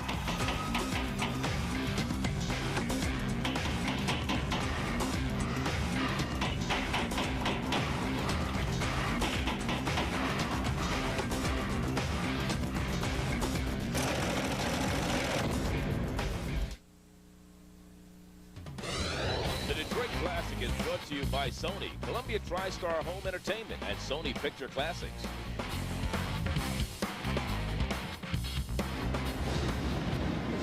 The fourth and final quarter.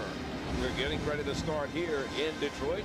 The second annual Detroit Football Classic from Ford Field, as Alabama State has a 20-6 lead, and they have the ball. Second down and 8 from their own 45-yard line.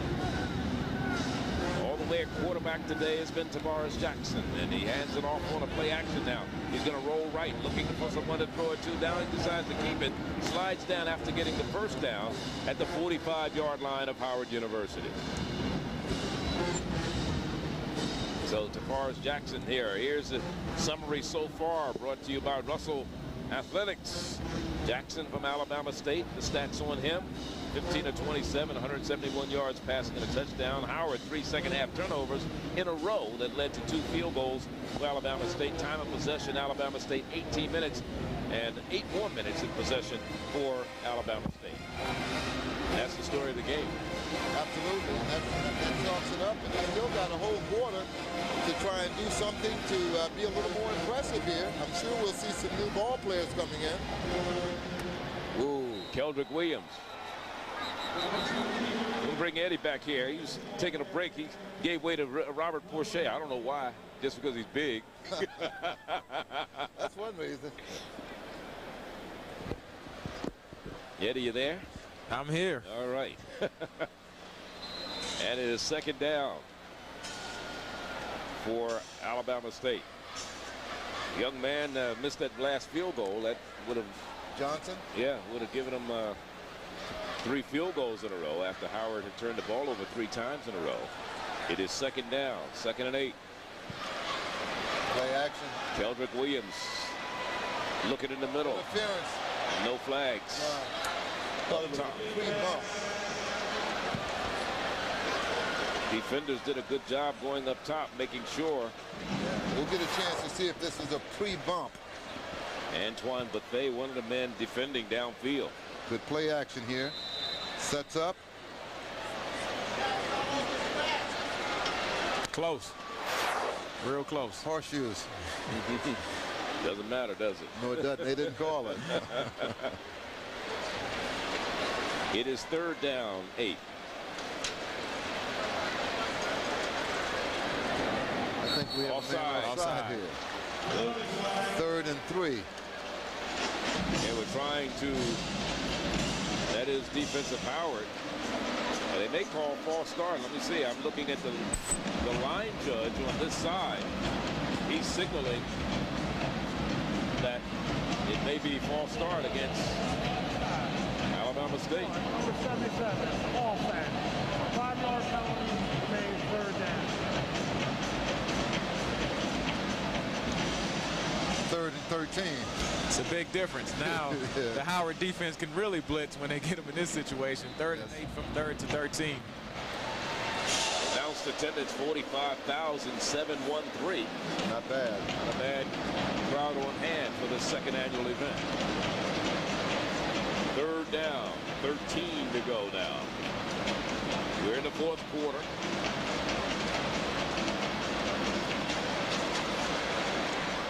Up top. Incomplete. Martell couldn't get to it, and he almost got it between him and got it into Robinson. He almost came up with the catch, so to bring up a 4th down punting situation for Alabama State. Only the 3rd time they've punted in the second half. Al Vance will see this on the film when they studied the film and said, I should have given up my body for it. Some balls you have to leave your feet for. It's thrown on an angle. The Howard 48, they'll punt it away. 3rd time in the second half. Mike Bryson is punting. That's a little ugly one there. Well, he tried not to kick it too far, and it's going to take a Howard bounce and bounce back to the 30-yard line. So his average, which had been about 40-point yard, 40.8. Yeah, he got that was a 17-yard punt. I told you it was real ugly when he left his foot. I think he tried to aim that one just a little bit too much. Right. Earlier, he was really doing a good job of putting it inside the 20. And releasing. Just releasing. And this time, he tried to get a little bit too cute with it. And that's what Coach is saying to him. Let's go down to Mark Lassiter on the sideline. Mark? Charlie, Len, you know what's interesting? After the lull of the first half and halftime, it seemed like both teams are feeling their way around for a while until Alabama State took advantage of the 3 Howard turnovers and translated those into the field goals. Well, that's a fact. You know, sometimes those long half times can set off your rhythm. You don't want to be in the locker room too long and cool off for such a long period of time, because both teams came out not with the same type of energy that they had in the first half, as Howard get that pass complete to Jerron Williams. He's had a pretty good day in the pass receiving department. Ron has caught 3 passes for 100 yards. That was a 2-yard catch and an 8-yard tenacious run for the first down. Certainly was. Here's Jamar Smith. Way to maintain. Jamar Smith on the run. Jamar about 3 yards on the carry to the 44-yard line. I think at this point in the game, Howard, which is a predominantly running team, they're in somewhat of a passing situation, but I think their coach is just going to have to not panic and realize they're only down 2 touchdowns. So if they can get 1 score in this drive, they can get back in this game. But I don't think they're a team that can get into a situation where they're passing on every down. No, because the heat by Alabama State is going to nullify that. Good 4-yard run. Marino lets it fly. Has it complete. First down at the 45 of Alabama State. And that's Duncan on the reception. Larry Duncan, redshirt freshman from Flowers High in Landover, Maryland. See the corner? If we could see that play again, the corner ran himself out of the play. He started running. He didn't let the receiver turn him. He started turning himself, and as a result, it was a curl. He was already out of the pattern. Good throw and catch combination. That was Derico, the quarterback you were talking about. Here's Jamar Smith, and Smith gains a yard down to the 44-yard line. Jamar Smith out of Orlando West Point Academy, second leading rusher on the team last year with just under 400 yards. And we have an offensive lineman a little shaken up for Howard University. And that's Alex Godfrey. He's out of Orlando also from Evans High, transferred from Pasadena to Community College.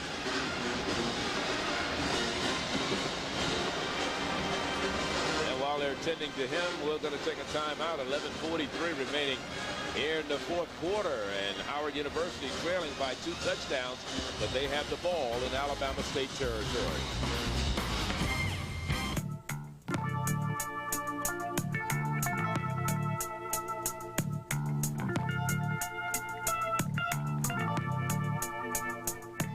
I began losing my hair about a year ago. Is it ever gonna stop? What caused it to fall out anyway? Let's say I'm ready to do something about my hair loss. What are my options? Why me? It's hard to know what to do when you start losing your hair. That's where Bosley comes in. For over 25 years, people have turned to us for answers to their questions about hair loss and hair restoration. So what is natural hair restoration? Where does the hair come from? Is it permanent? Does the hair actually grow? To find out, just call this toll-free number. We'll send you this free video and comprehensive guidebook that give you the real facts about hair loss and the choices you have for dealing with it. Financing is available. So call now and discover how Bosley has advanced the science of natural hair restoration, how they use your own living hair to fill in the thin spots. You'll also meet people who were once losing their hair and see what they looked like then and now. But here's the big question. Do you think my barber will remember me? Learn about all your options. Call now and get the information you need to determine if hair restoration is right for you. Now's your chance to get out of debt and get cash back just for paying your bills on time. Cambridge Credit Counseling has paid over $6 million to qualified clients through its Good Payer program. We've gotten 3 checks so far. One for $230, another for $135. And the last one was $150, just for paying on time every month. Cambridge Credit Counseling is a non-profit service that work with you and your creditors to reduce your monthly payments. It's a fresh start. Imagine if you could reduce the interest rate on your credit cards and get your unsecured debt paid off a lot quicker. Before, it would have taken me 15 to 20 years to get out of debt. Now I'll be debt-free in less than 5 years. My monthly payments were overwhelming. Now I have payments that are easily manageable. A phone call, a couple of faxes, and we were done. Give Cambridge Credit Counseling a call. Find out how good it feels to be debt-free. Get cash back just for paying your bills on time with Cambridge Credit Counseling, where getting out of debt has never been so rewarding. About Alabama State a year ago, when we can talk about sacks, they had 34 sacks for 255 yards. 18 of those sacks came in the first 4 games of the season. Oh, wow. That's putting them down, right? Yeah. That's letting people know where I'm going to be. You know, I better look. You know, people started to catch on, I guess, as the season went on. And what happens? 18 sacks in the first 4 games. Right. And what happens, you find early in the year, defense it's easy to coach defense because you're just getting after the quarterback. It takes time for the offense to really get their timing and blocking and schemes together. So a lot of times defenses can take advantage of that and really start off the year with a bang. Right, and that's what Alabama State did a year ago. They, like I said, they hit 18 sacks in the first 4 games and 16 in the last 8. But they still wound up with 34 sacks, which is pretty impressive. Those first 4 of those schemes that they were blitzing and getting sacks, they were finally being picked up and numbered by man on the offensive squads that they played. But again, just a tenacious defense. I like what I'm seeing here by Alabama State. And I just saw Tony Pierce, who's the defensive coordinator out there with his squad. He's walking off the field right now. He handles the defense. He came from Wake Forest to join Charles Coe on this squad. And of course, Charlie Coe handles the offense. 3rd down, 3rd and 15 for Howard at the midfield stripe. Marino. Zone coverage. Marino stumbling over his own man. He's got a little room on the side. Wide Got a open man to the wide right. open. Let's see if he overthrows him. Good defense to get back there. Almost intercepted. It was almost intercepted. He caught it. Oh, he did catch it. I didn't think he caught it. I thought Jerron Williams, a big catch again. That's his 4th catch. And that one's good for about 30 yards. And there's a flag, though. But we got a flag way back up here. Man downfield, perhaps. Probably somebody. Great catch. Great feet inbound. Great catch. This is against Howard. All for naught. This would have been a 30-yard catch. He would have had 4 catches for 130 yards today. He has 3 for 100. So that'll be a penalty on top of Ineligible receiver, number 77, downfield, repeat, 3rd down. See, after all that scrambling around, you can see where somebody would go downfield. That makes sense. Oh, that's great. That's great camera work. Yeah, you can't teach that. That's great work on the part of the receiver, who's just a sophomore from Coral Reef High down in Miami. 4th down. Got him. Fumble. Alabama State has it. Another turnover. Yes, at the 35. He had his arm up, but it wasn't going forward. No, he got hit and lost the ball. Absolutely. It's a fumble. Great defensive play here. Get a chance to watch it again. Number 58 comes up. Timely. Kerry Frazier. Now, Kerry Frazier is what you would call a true speed rusher. This guy can really get off the ball like a Javon Curse type guy. Yes. He's not real big, but he's extremely fast. He just beat him with pure speed on that play. Well, you see. Got his go to sleep cap on, too. Or put people to sleep cap on. Yeah, that's more like it. I'll put you to sleep. I love it. Yes, Ray Lewis, exactly right. But he's got a tail on his. Yeah. First and 10. Alabama State leading at 20-6. 10:34 to go. Jackson out of the backfield, has it complete on the near side. Coming out on the reception was Gerard Alford. I believe that's Alford's second catch of the day. Maybe that's his first. That is his first. You know, we've seen a lot of stumbling and miss footage here today. You know, this is a different type of turf than they've had perhaps a chance to play on. This is field turf. Howard University plays home field is on this, but Alabama State, they're on grass most of the time. So they don't get a chance to play on this that much. Here's a screen pass over the middle to Alford. Now, Lim, talking to some of the players before the game, they told me that they would have to get used to that just a little bit as far as picking your feet up. Oh, absolutely. Absolutely. Because it's a little more shaggier than regular AstroTurf or poly-tartan turf. But the thing is, it's a faster turf. Yeah, grass slows you down. Yeah, this gives you, this is more joint friendly as well because it has a rubber base, and then in between the portion that looks like grass is granulated old Firestone tires. So it's a soft. Or Goodyear. Yeah. One of them. Absolutely.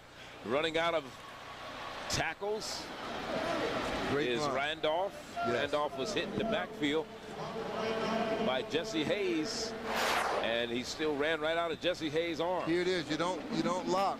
You don't lock. You hit. You got to hit, lift, and lock. Make it stick. And as James Brown says, make it funky. I mean, real funky now. At the 17-yard line, second down and 2.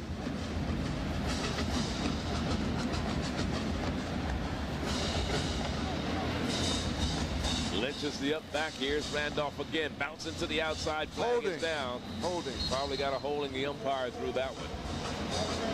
Our umpire today is Johnny Forte.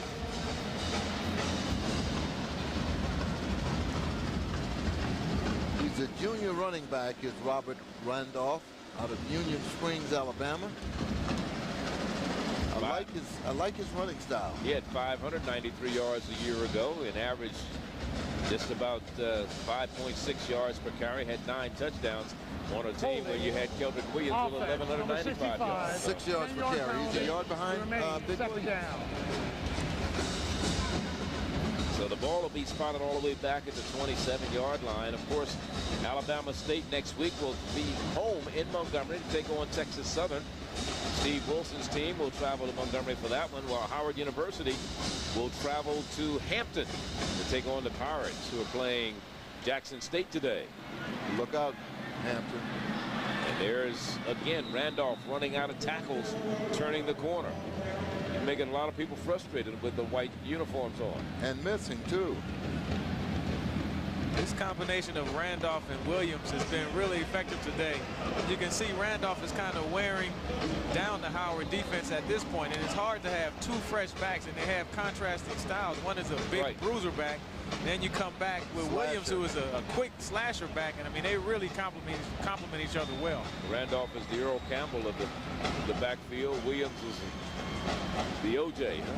Oh, the Mercury Morris. Mercury Morris, yeah. Third down. Back to pass. Little fade. Intercepted again. Touchdown. Caught. Great leap. Great catch. Lorenzo Hoffman out-leaped Bartell for that one. Yeah, Bartell didn't give it the best he had on his leaping ability. His verticality wasn't there. Let's see if we can detect it again. Great diagnosing of the play. No. You're right. But you're looking at a 6'6" against a 6'2". So there's a 4-inch differential. And again, this comes after what? A turnover. If Don Meredith was up here in the booth, what would he say? Turn out the line. Well, Liv won't let you sing the song today. 36 yards on that drive. Remember, 4 of Alabama State's scores have come as a result of Howard turnovers. Howard has turned the ball over 5 times today. Well, actually, they've actually only turned it over 4 times. But if you want to call the block punt, that to me is a turnover. Absolutely it is. Absolutely. And that led to the first score. Then they had an interception that led to a field goal, a fumble that led to a field goal, a fumble they missed the field goal, and then a fumble that led to a touchdown. Now, if I was a coach right now, I would be going to Bartell and letting him know there's sometimes you're going to get beat because there are other athletes out here as well. He did his best with his verticality, but again, he's giving away 4 inches to a taller man. And Tavares Jackson did a perfect job from the quarterback spot. Laying it up. And just laying it up there and say that's like the old alley-oop with R.C. Owens and Wyatt Tittle. Right. There's Mr. Hoffman. Happy guy, happy kid. He won't sleep too good tonight, excited by his touchdown.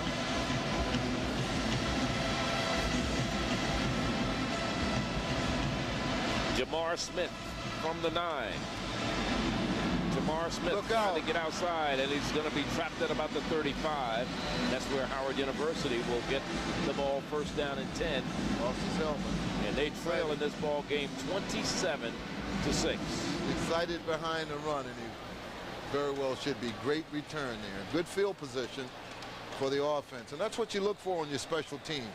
Punt coverage, you want to stop the return. Punt and kickoff return, you want to give the offenses better field position as you can. Don't have them start off in a hole. Here's a great field position. First down and 10. Howard University. Down by 3 touchdowns right now. Little swing pass out of the backfield.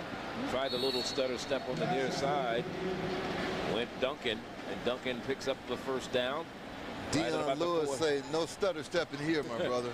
Right at the 45-yard line. So it's first down and 10. Howard down by 3 touchdowns, 21 points.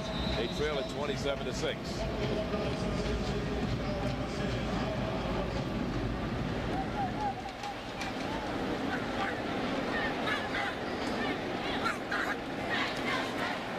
Marino, short drop. Throws, has it complete to Rutherford. Great span. Rutherford across midfield, a gain of 8. Down to the 47-yard line of Alabama State.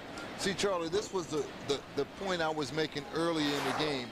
You got you got at 1st and 10. You don't need to go for the home run ball. Have somebody swing out of the backfield, flare out of the backfield, throw the ball, let him get some yardage after the catch. Good execution here. Instead of now being in 2nd and 10, you're 2nd and 3. Jamar Smith in. Rutherford goes to the sideline. Split backfield behind Marino. Quick drop, and there's a throw. Brian Wilson with a move on the outside. Wilson hits the first down at the 39, 38-yard line. First down on that little spin inside. Rutherford twisted something. The trainer's tending to him on the sideline. Here's Ryan Wilson. Good protection here now for the quarterback. Again, defense may not be applying as much pressure as they have been during the first 3 quarters because the game is winding down. But again, good protection for the quarterback. Overthrown. Intended again for Duncan. Little quick pass. That would have given him 5 or 6 had it been able to connect on that. I think linebacker spot, Eddie, when you're looking in a game like this, what are you looking for from a linebacker's position? Well, I think in this situation, you pretty much know they're going to have to pass. But then still, you're going to still watch for the draws and the screen. They'll still sneak in a couple runs here and there on occasion. But you're hoping you can get your interception at some point. Yeah, yeah. What team scared you the most throughout your career? Well, probably towards the end of my career when big time play. There we go. This could be a touchdown if he gets outside. Another turnover. And another turnover for Howard University. Picking it off this time was John Hogan, freshman linebacker from Tallahassee, Florida. He's my Tallahassee lassie. Here's great pressure applied by the blitzing linebacker. Your man from New Orleans, Charlie. Chris Dupuis. Good hit. Ball was released at the time of the hit. Good interception, great turnover. Fine field position for the offense. 1st and 10, 6 minutes, 28 seconds remaining in this, the 4th and final period.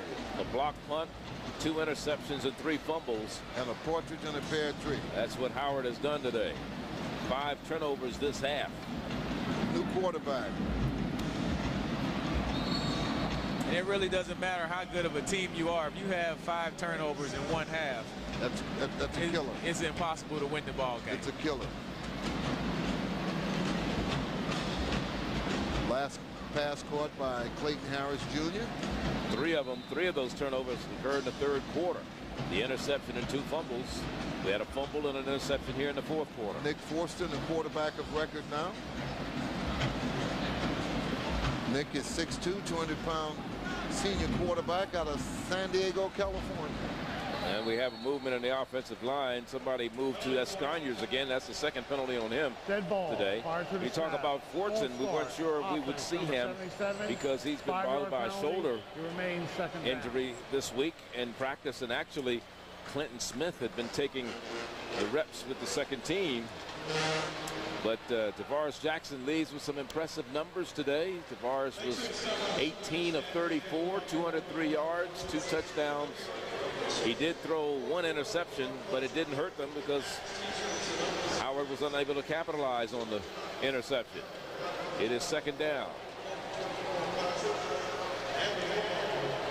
Fortson out of San Diego, California, junior college transfer, Grossmont Community College, and here is big run by Robert Randolph again. The bruiser. He takes it down to the 45 and gives his team another 1st down. It's perhaps 9 yards on that scamper. 19th 1st down for Alabama State today. Here it is. This is at least 9 yards. Good cutback, keeping his shoulders parallel to the line of scrimmage. Vision upfield, knees pumping high. Great run. I think Big Randolph is what you call a downhill runner. He doesn't go to the sideline very much. No, he don't run the daylight either. He runs the darkness. He likes coming contact. right at you. Absolutely. Right. Runs the darkness. Yes.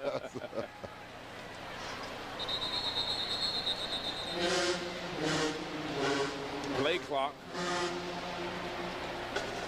was not reset properly. I don't think it's a penalty, or is it? Maybe it was. They didn't get the play off in time.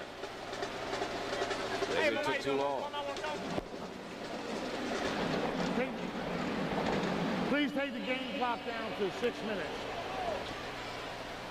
So a 5-yard penalty will make it a 1st and 15 now for the Hornets of Alabama State. 6 minutes left here in the 4th quarter. And Alabama State leading it by a score of 27-6. Nick Fortson is in at quarterback. This came in relief.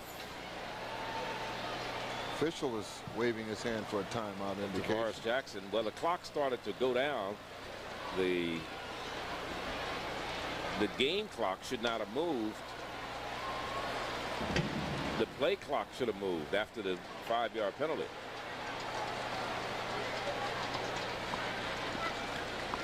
And I don't think they should have penalized him. First of all, that was the problem to begin with. I don't think the play clock was set properly. That's why I didn't think they were going to penalize him before. Well, that's why they have the striped shirts on, Charlie. There was no foul You and I on wouldn't play. be able to do it. The clock was stopped to correct the proper time. It remains 1st and 10. Because it would be a game under an hour if you and I referee those games. Clock would continue to run. Hey, we prayed for those a couple of times so we can catch a flight, didn't we? Fortunately, you live here, and I'm not leaving till tomorrow. I love you too, though. So you know you got a place to stay, though, bro. Right, Randolph around the corner. I tell you, here's another First big down, run. and out of bounds, but not before he gets to the 30-yard line of Howard. And he gains about 15 yards on that play. So big Randolph now with about 75 yards rushing today. Keldrick Williams with 72, make it 61 yards rushing today. Are we going to look at MVPs here? Well, we're also going to look at the trophy real quick. Mark? Mark is sitting down there with the trophies, and he thinks he's going to take all that hardware back to Atlanta. He's got another thought coming. We'll look at him after this play. There's a bad snap over the head of the quarterback, and Fortson was smart enough to fall on it. Let's go down to Mark Lassiter with the trophies. Charlie, Lynn, while you guys up there in the lap of luxury, I'm down here with the hardware. Trophies for the championship of the Detroit Ford Classic. MVP offense, MVP defense. Back to you guys. Who do you like? Anybody? So far, hard to tell. You know who's going to get this one. I think the Alabama State receivers have done an excellent job. A team that we expected to pound the ball has scored most of the ball through the air. Well, that's a very good point. You know, you talk about big number 87 for Alabama State. Clayton Harris. He's done a fantastic job. You could give it to the quarterback. I thought Tavares Jackson did a fantastic job getting it to him. Here it is. Here's a little screen pass. Ooh. Jay Peck on the reception. And once Tavares settled down after the first half, he really came out in the third quarter and completed some really nice. But I think at one time he may have had 4 completions in a row. Right. I mean, he was 18 of 34. He was picked off early in the ball game, and that was like in the first quarter, like in the first 5 minutes of the first quarter. And when he got picked on that one. So like you said, he did settle down and had a pretty good day. It is third down.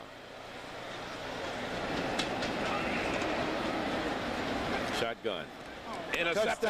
Touchdown. Maybe. Touchdown. Got to get past the quarterback. Maybe. I told you. The quarterback ain't gonna let. Quarterbacks, you know, they got that ego. I'm not gonna let you run back my interception as Mike Sanders comes up with the INT. Yeah. Mike Sanders missed all of the 2002 season, but last year was the number 3 tackle on the team and had an interception, and he has one this year. So Fortson comes up with an INT. The man who threw the block, I can't see him from this angle, threw it much too prematurely toward the quarterback Fortson. And he missed him. That's the thing. He missed him. We'll see it here. 92. No, not 92. I don't know who it was, but anyway, Howard has the ball, and they look like they weren't even ready, the offense. Once the ball was snapped, as Jamar Smith got the handoff. They got it all the way down to the Alabama State 6. First and goal, and there you see Mike Sanders. You know, they're going to talk about him this weekend. Quarterback catching him. He's a senior in Greensboro, North Carolina. You linebacker. We just talked to Eddie about linebackers getting that INT. You know, if you get an INT against your former quarterback. Dead ball. Prior to the snap. Number 78. I don't think you can count him. He's a little different. He's a linebacker in the linebacker body in the quarterback position. All right, Brett Favre. Here we go. All right, Favre. You might be able to see who it was. You can't let Brett tackle you. Well, here's Brett Favre making the tackle on the linebacker. Actually, the quarterback made a pretty good tackle when you look at it. Yes, he did. Yeah, but he should have been out of the play.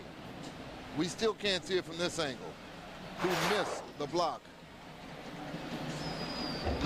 So the penalty moves the ball back outside the 10 to about the 11-yard line, where it'll be second and goal for the Bison of Howard University. Here's the quarterback, Nick Fortson, from San Diego, California. Touchdown. Should be. With What's the official right there by the ball waiting for? Yeah, but he didn't give him the touchdown. He was a yard. The ball was outside the plane. He was in the end zone, but the ball was outside. His whole body was in the end zone. That was David. That was David Oliver, the sprinter, the hurdler, the Olympic hurdler. He's got to learn about the tactics. Fresh blood going in. He had to come back for the ball. Yeah, bad throw by the quarterback as well. He had to really come back as Alabama State spends its last timeout. Now they pointed it. Again, they gave the timeout to the wrong team. But we'll take the timeout. We'll be back.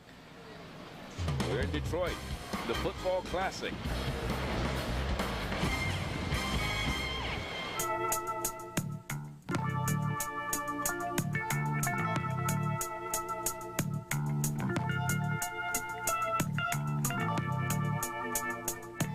I began losing my hair about a year ago. Is it ever gonna stop? What causes it to fall out anyway? Let's say I'm ready to do something about my hair loss. What are my options? Why me? It's hard to know what to do when you start losing your hair. That's where Bosley comes in. For over 25 years, people have turned to us for answers to their questions about hair loss and hair restoration. So what is natural hair restoration? Where does the hair come from? Is it permanent? Does the hair actually grow? To find out, just call this toll-free number. We'll send you this free video and comprehensive guidebook that give you the real facts about hair loss and the choices you have for dealing with it. Financing is available. So call now and discover how Bosley has advanced the science of natural hair restoration. How they use your own living hair to fill in the thin spots. You'll also meet people who were once losing their hair and see what they looked like then and now. But here's the big question. Do you think my barber will remember me? Learn about all your options. Call now and get the information you need to determine if hair restoration is right for you. Now's your chance to get out of debt and get cash back just for paying your bills on time. Cambridge Credit Counseling has paid over $6 million to qualified clients through its Good Payer program. We've gotten 3 checks so far. One for $230, another for $135. And the last one was $150, just for paying on time every month. Cambridge Credit Counseling is a non-profit service that work with you and your creditors to reduce your monthly payments. It's a fresh start. Imagine if you could reduce the interest rate on your credit cards and get your unsecured debt paid off a lot quicker. Before, it would have taken me 15 to 20 years to get out of debt. Now I'll be debt-free in less than 5 years. My monthly payments were overwhelming. Now I have payments that are easily manageable. A phone call, a couple of faxes, and we were done. Give Cambridge Credit Counseling a call. Find out how good it feels to be debt-free. Get cash back just for paying your bills on time with Cambridge Credit Counseling, where getting out of debt has never been so rewarding. And goal. And this is the result of an interception that got him down here. Turnovers have played a significant role in this game. And there's an up and over. Yeah. And there's Jamar Smith. He takes it in from a yard out. And they're going to go probably for 2. Even up the score for him for 14. Right.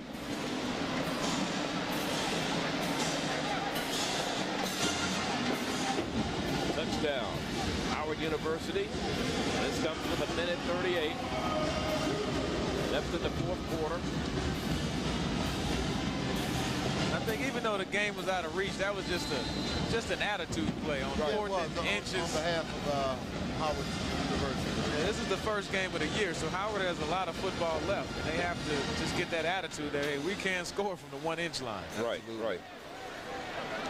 Emotions will play a big part in winning and losing games all season. Fade. Incomplete. Fade man wide open in the back of the end zone.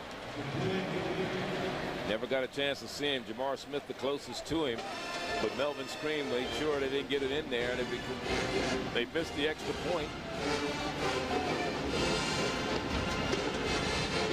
And it's 27-12. 6 yards, 4 plays, and they get into the end zone. Howard University.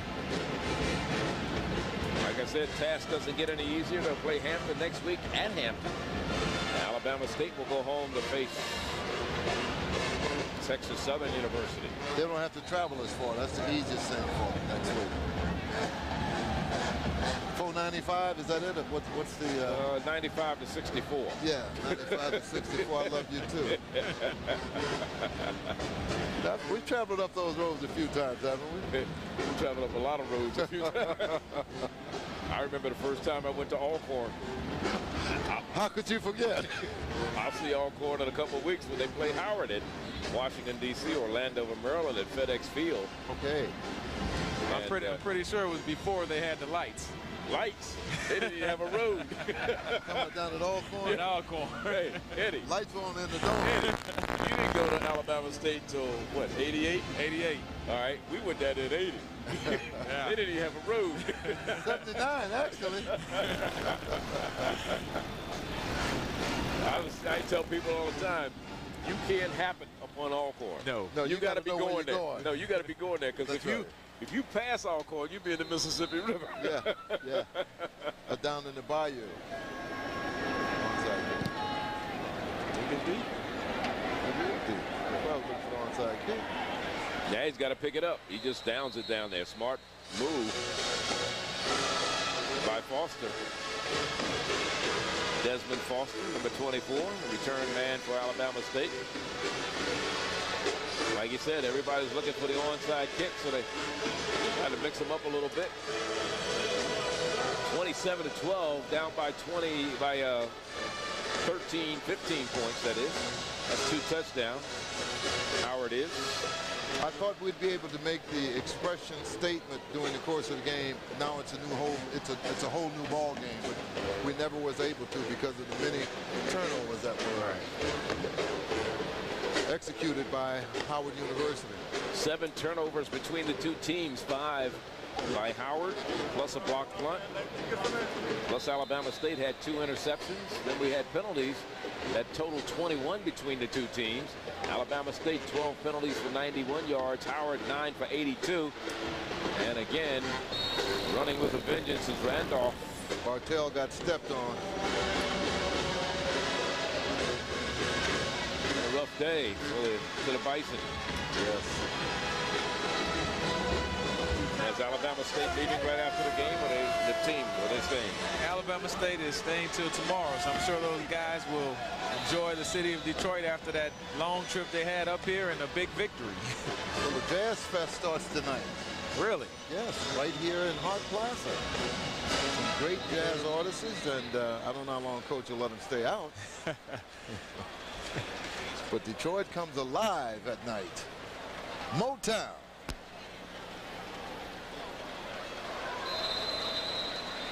I think here we'll just see a couple of runs, and Coach Cole is just trying to keep everybody healthy and get out of here. Yeah, that's the smart thing to do with under a minute to play, and a flag is down. Another penalty. Hopefully Coach Cole doesn't run the players according to how many penalties they get in the ball game. Well, that's their 13th penalty if it's against Alabama State. Here comes that 13th nervous breakdown. That's the Dirty Dozen penalty. The Dirty Dozen, 13. Yes, Baker's dozen.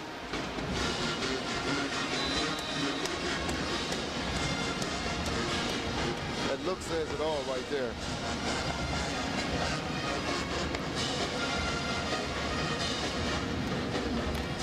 I tell you, this guy is a workhorse. Keldrick Williams, 72 yards, and now Robert Randolph picks up some more yards. And that's just about he's up to 81. Yep, he's up to 81 yards on 13 carries today. So the other thing that Alabama State was able to do was get the ball to 6 different receivers this afternoon. Big possession man comes in the person of number 87, Clayton Harris. All right, that's going to be the end of this second annual game. We'll be back to wrap things up from Ford Field in Detroit. This annual football classic, 27-12, the final. Alabama State over Howard University.